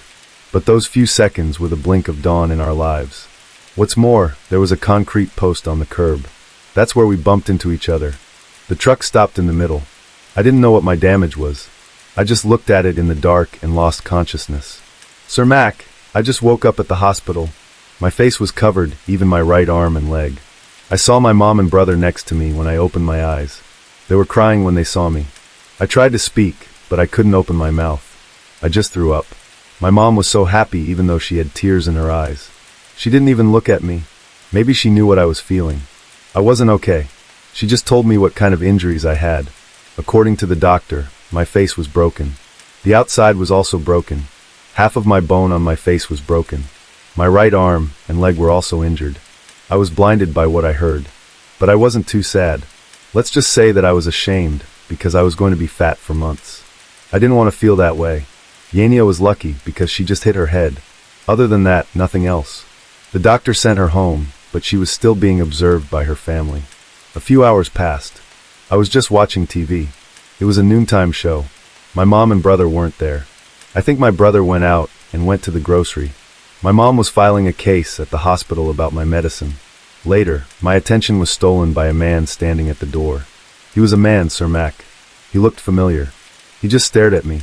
And because I couldn't speak, I just stared at him. Until I remembered what happened when I was being rushed to the hospital. I woke up then, but it was just for a moment, then it was broken. I still remember how I was rushed to the ambulance. I also saw this man at the entrance of the hospital. He just stood there and stared at me. I really didn't know who he was. He wasn't a guard or anything. He wasn't wearing a uniform. He was wearing a white shirt with long sleeves and black pants. I haven't seen him in my entire life. That night, my mom was beside me. She was watching a telenovela on TV. I was also watching it even though I didn't want to because what could I do? While the TV was on commercial, I saw something moving to my right. I slowly looked to my right. I saw the bathroom of the room where I was. But the light was off and I saw the man again. I was really surprised. Even though I didn't die in the accident, I felt like my heart was about to explode. My mom looked at me. Maybe she felt that I was scared. That's why she stood up and approached me. I could still see the man. He was still staring at me. He didn't have any emotion on his face. And there was something different on his face. His eyes were getting darker. His nose was getting lighter. His hair was also getting lighter. Then, "Sir Mac," the man screamed. If I could just run, I ran outside. I didn't see a human being. You know what that is? When I recovered a few months later, Sir Mac, I remembered the man who was showing me around the hospital. I asked my mom about him. I also described the face of the man. I said, "He has a small neck and a big ear." My mom said, "Are you really his son?" I responded. He remained silent for a while before speaking. He said he had something to say, and I hope I don't get mad. I responded again. My mom said, "He's my real dad." I was surprised, because I already have a dad, and he's already dead. My younger brother, Dan, is my half-brother. My real father's name is Manuel. My real dad is Dan. He even showed me their old picture of Dad. He put it aside because he wanted to show it to Dad, but he couldn't do it. I said, "That's it. That's the man I see." My mom asked for forgiveness for my hiding. The only reason he was able to do it was because he was so mad at Dad. My dad fooled him. He joined others while my mom was pregnant. He never heard from me since then. I didn't care about him while I was growing up. I wasn't mad at Mom. I understand her. I don't want to be a father to my real father if he's like that. It's better if I don't know him. He replaced us with others. He's so far from the dad I was looking for. My mom said, maybe my dad is already dead. Maybe he's been dead for a long time. That's why I didn't try to find him. I thought Mom was right, because he doesn't look old to me. Mom must be old by now. She's pregnant. The man I see looks like he's in his 30s. Maybe Dad tried to find me while I was fighting for my life in the hospital. But it didn't work because I was wrong and survived. This took place years ago, around June or July, when my family and I often spent our winter holidays in a small cabin in Yungaburra, Australia. We went there because we missed the cool winters from our hometown. Cairns is tropical and warm all year, so it feels like summer all the time. Now Yungaburra is a small town on top of a hill, surrounded by lush green trees and beautiful scenery. It's one of those towns where, if you blink, you might miss it. However, it's small, friendly, and charming. The town is very old, with over 150 years of history. Like many small towns with a lot of history, local legends have grown over time. One of those legends turned out to be real. We rented a cabin at the edge of the bushland. It was next to an old farmhouse with a lot of land. To reach the cabin, you had to walk up a slightly steep dirt road. This road also led to the farmhouse I mentioned earlier. There was a medium-sized pond running along one side of the road, with clear water where you could sometimes see ducks or hear frogs. The dirt road connected to one of the main streets in Yungabura, which had a few small shops, a cafe, and the local pub. I decided to visit the pub to catch up with a good friend of mine who lives in there. My friend and I had a great time talking and laughing, but I made sure not to drink because I had to drive early the next morning. Around 11:30 p.m., I decided it was time to head back to the cabin and get some sleep. The cabin was only a 15-minute walk away. After saying goodbye, I started walking back. As I walked, I realized not driving was a bad idea. The temperature was about 5 degrees Celsius, and I was only wearing a thin jumper. It was freezing, and I started to regret my decision. When I finally reached the entrance to the driveway, a sense of unease crept over me. The dirt road had no streetlights, so everything around me was pitch black, making it hard to see even a few steps ahead. I pulled out my phone and switched on the flashlight. That's when I felt something was off. Almost as if on cue, fog started to drift in from nowhere. At first, it was a light mist, swirling gently around the ground. But within minutes, it grew thicker and thicker until it turned into a heavy fog. The air around me felt damp, and I could barely see the driveway anymore. The fog didn't stop. It became so dense that even the flashlight struggled to pierce through it.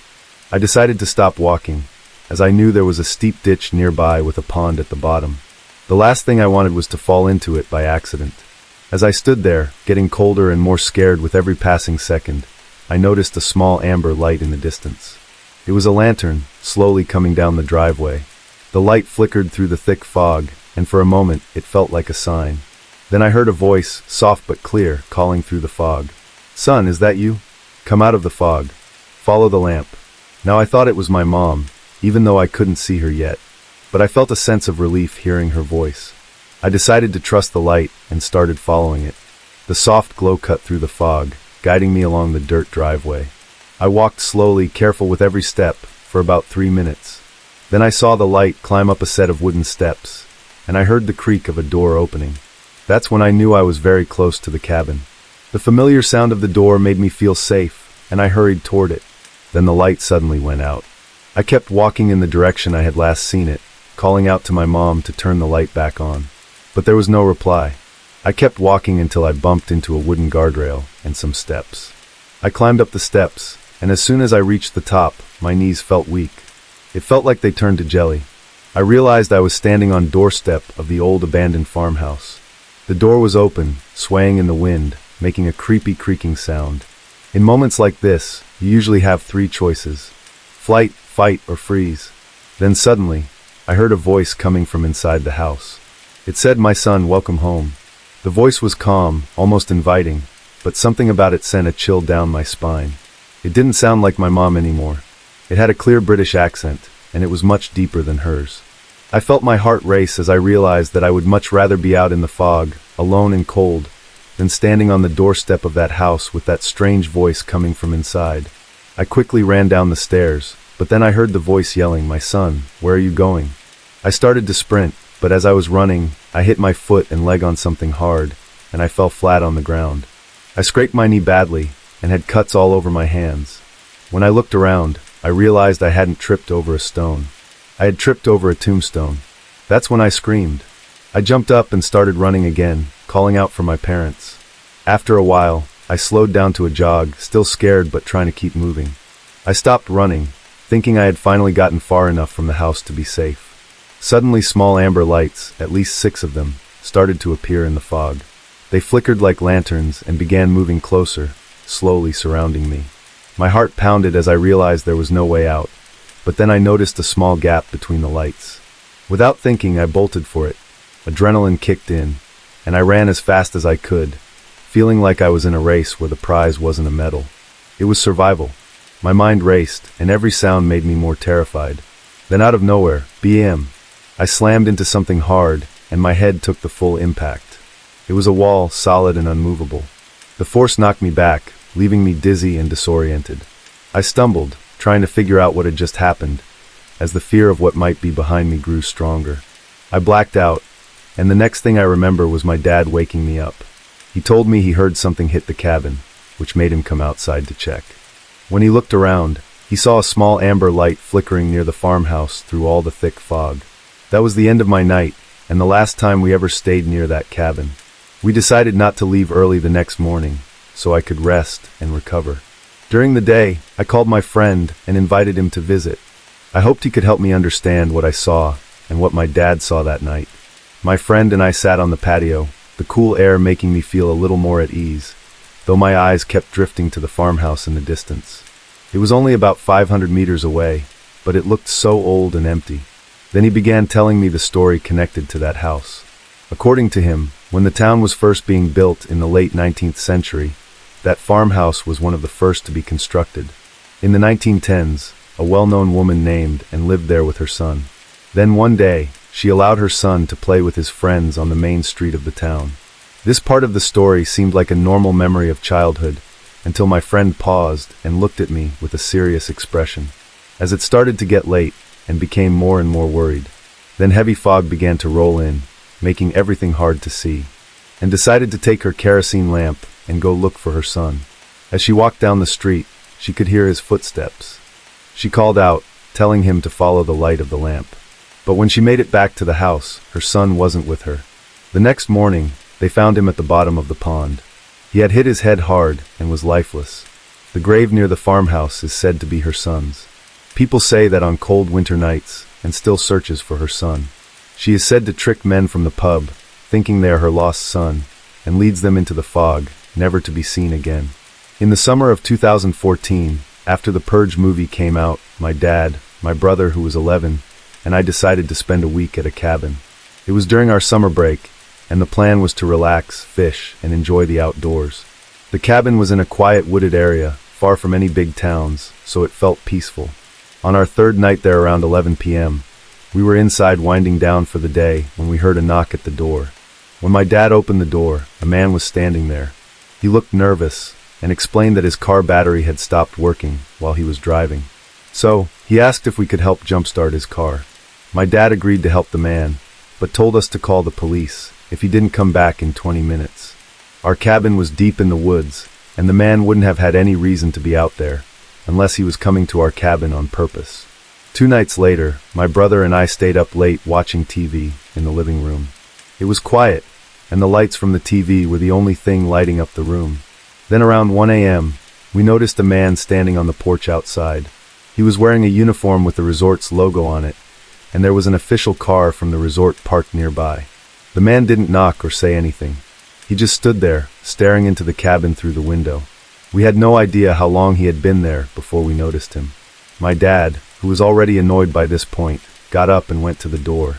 He didn't open it, but stood close enough to talk to the man through it. In a firm voice, he asked the man why he was there so late at night. The man said he got a call from the reception desk, claiming that our TV wasn't working, and he came to fix it. My dad, now even more frustrated, told the man that we didn't need any help, and that he should leave immediately. The man then said we were out of toilet paper, and that he needed to bring us more. My dad told him again that we didn't need anything, and that he should leave. Instead of leaving, the man got ruder, and started asking about other things, like if we needed towels, help with our phones, or anything else he could refill or fix. My dad stayed firm, and kept telling him to leave. Then after a while, the man finally walked away.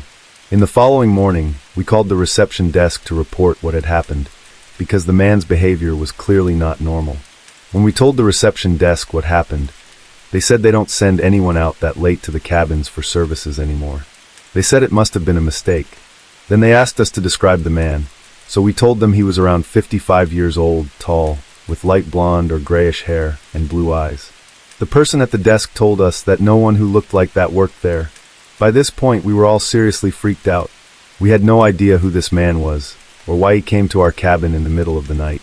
We kept wondering if he was somehow connected to something dangerous, but I think the first guy, the one with the car problem who asked strange questions, was there to check out our cabin. And maybe when he saw it was just one adult and 2 kids, he told his partner, the second guy, that we might be an easy target for robbery or something worse. I'm just glad my dad never opened the door for the man, pretending to work at the resort, because we have no idea why he went through all that trouble to act like he was working there. When I was 17, my grandparents on my mom's side rented a large cabin at a campground near the Canadian border for a weekend fishing trip. They wanted the whole family to come along and spend time together. The campground was well maintained and had more than just the basics. It had a big restaurant where people could eat, a gift shop that sold souvenirs, and several trails for walking. There were 5 cabins in total, spread out with about 150 to 200 feet between them, and each cabin was made of wood with a small porch and a view of the nearby trees and lake. So it was the perfect spot for a family getaway. All the cabins were about 500 feet away from the lake or river where we were staying. Between the cabins and the water, there were fire pits for everyone to use. The fire pits and the seats around them were built into the ground, making them feel like small outdoor rooms. You had to use stairs to get in and out of the fire pit areas. Each fire pit faced the lake, giving a clear view of the water and the trees on the other side. The cabins were big and had plenty of space, but with 14 people staying together, it still felt crowded.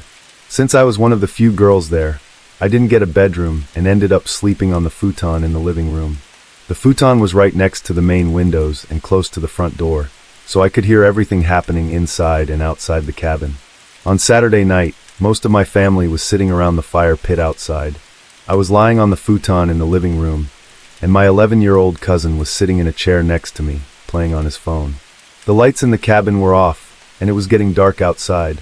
While I was lying there, I looked up and saw someone step inside the cabin.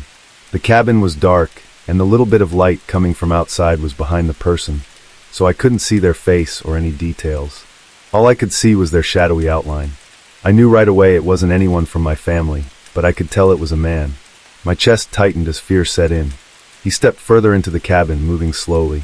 He started picking things up from the table. Someone's keys, a water bottle, random little items, looking at them like he was deciding what to do, then setting them back down. I sat up on the futon, my heart racing. The man turned and looked straight at me. His face was hard to see in the shadows, but I could feel his gaze. "Sir?" I said, my voice shaking. He didn't reply or react, just stood there for a moment before taking a few steps closer to me. I felt frozen, and all I could think about was my little cousin sitting just a few feet away. I wished he wasn't there to see this or be in any danger. He was sitting in a chair next to me, but it faced away from the door. The man didn't seem to notice him, and I hoped it would stay that way. He stopped for a moment, and I said again, "Sir?" as I slid back on the futon, trying to create some space. He started walking toward me again. I froze, too scared to move. Then suddenly a girl around my age showed up at the open glass door. "Dad, this isn't our cabin," she said, sounding out of breath like she had run to get there. The man didn't say anything. He just turned around like nothing had happened and followed the girl back out the door, heading toward a different cabin. I was still shaken, but I quickly stood up and told my little cousin we needed to go outside. We went out to the fire pit, where the rest of the family was. He had his headphones on the entire time and didn't hear a thing during that old weird moment. I kept trying to make sense of it all. I wanted to believe it was just some kind of mix-up, like maybe he had gotten confused and walked into the wrong cabin by accident, but I couldn't shake the feeling that something wasn't right, especially since he didn't respond to me when I spoke to him. About 10 years ago, my family and I took a holiday trip from Ohio to Wyoming to visit relatives. Because of storms up north, we drove straight west at first instead of northwest. We stopped in Omaha for the night before continuing through Nebraska and into South Dakota. After driving far enough north, we turned west onto Interstate 90. By then, it had been more than an hour since we had seen a place with a public restroom. We were on state routes, so there were no rest stops. If you've ever traveled with a young child, you know they can't wait too long before needing a restroom or getting bored. Our daughter was asking to stop somewhere to pee.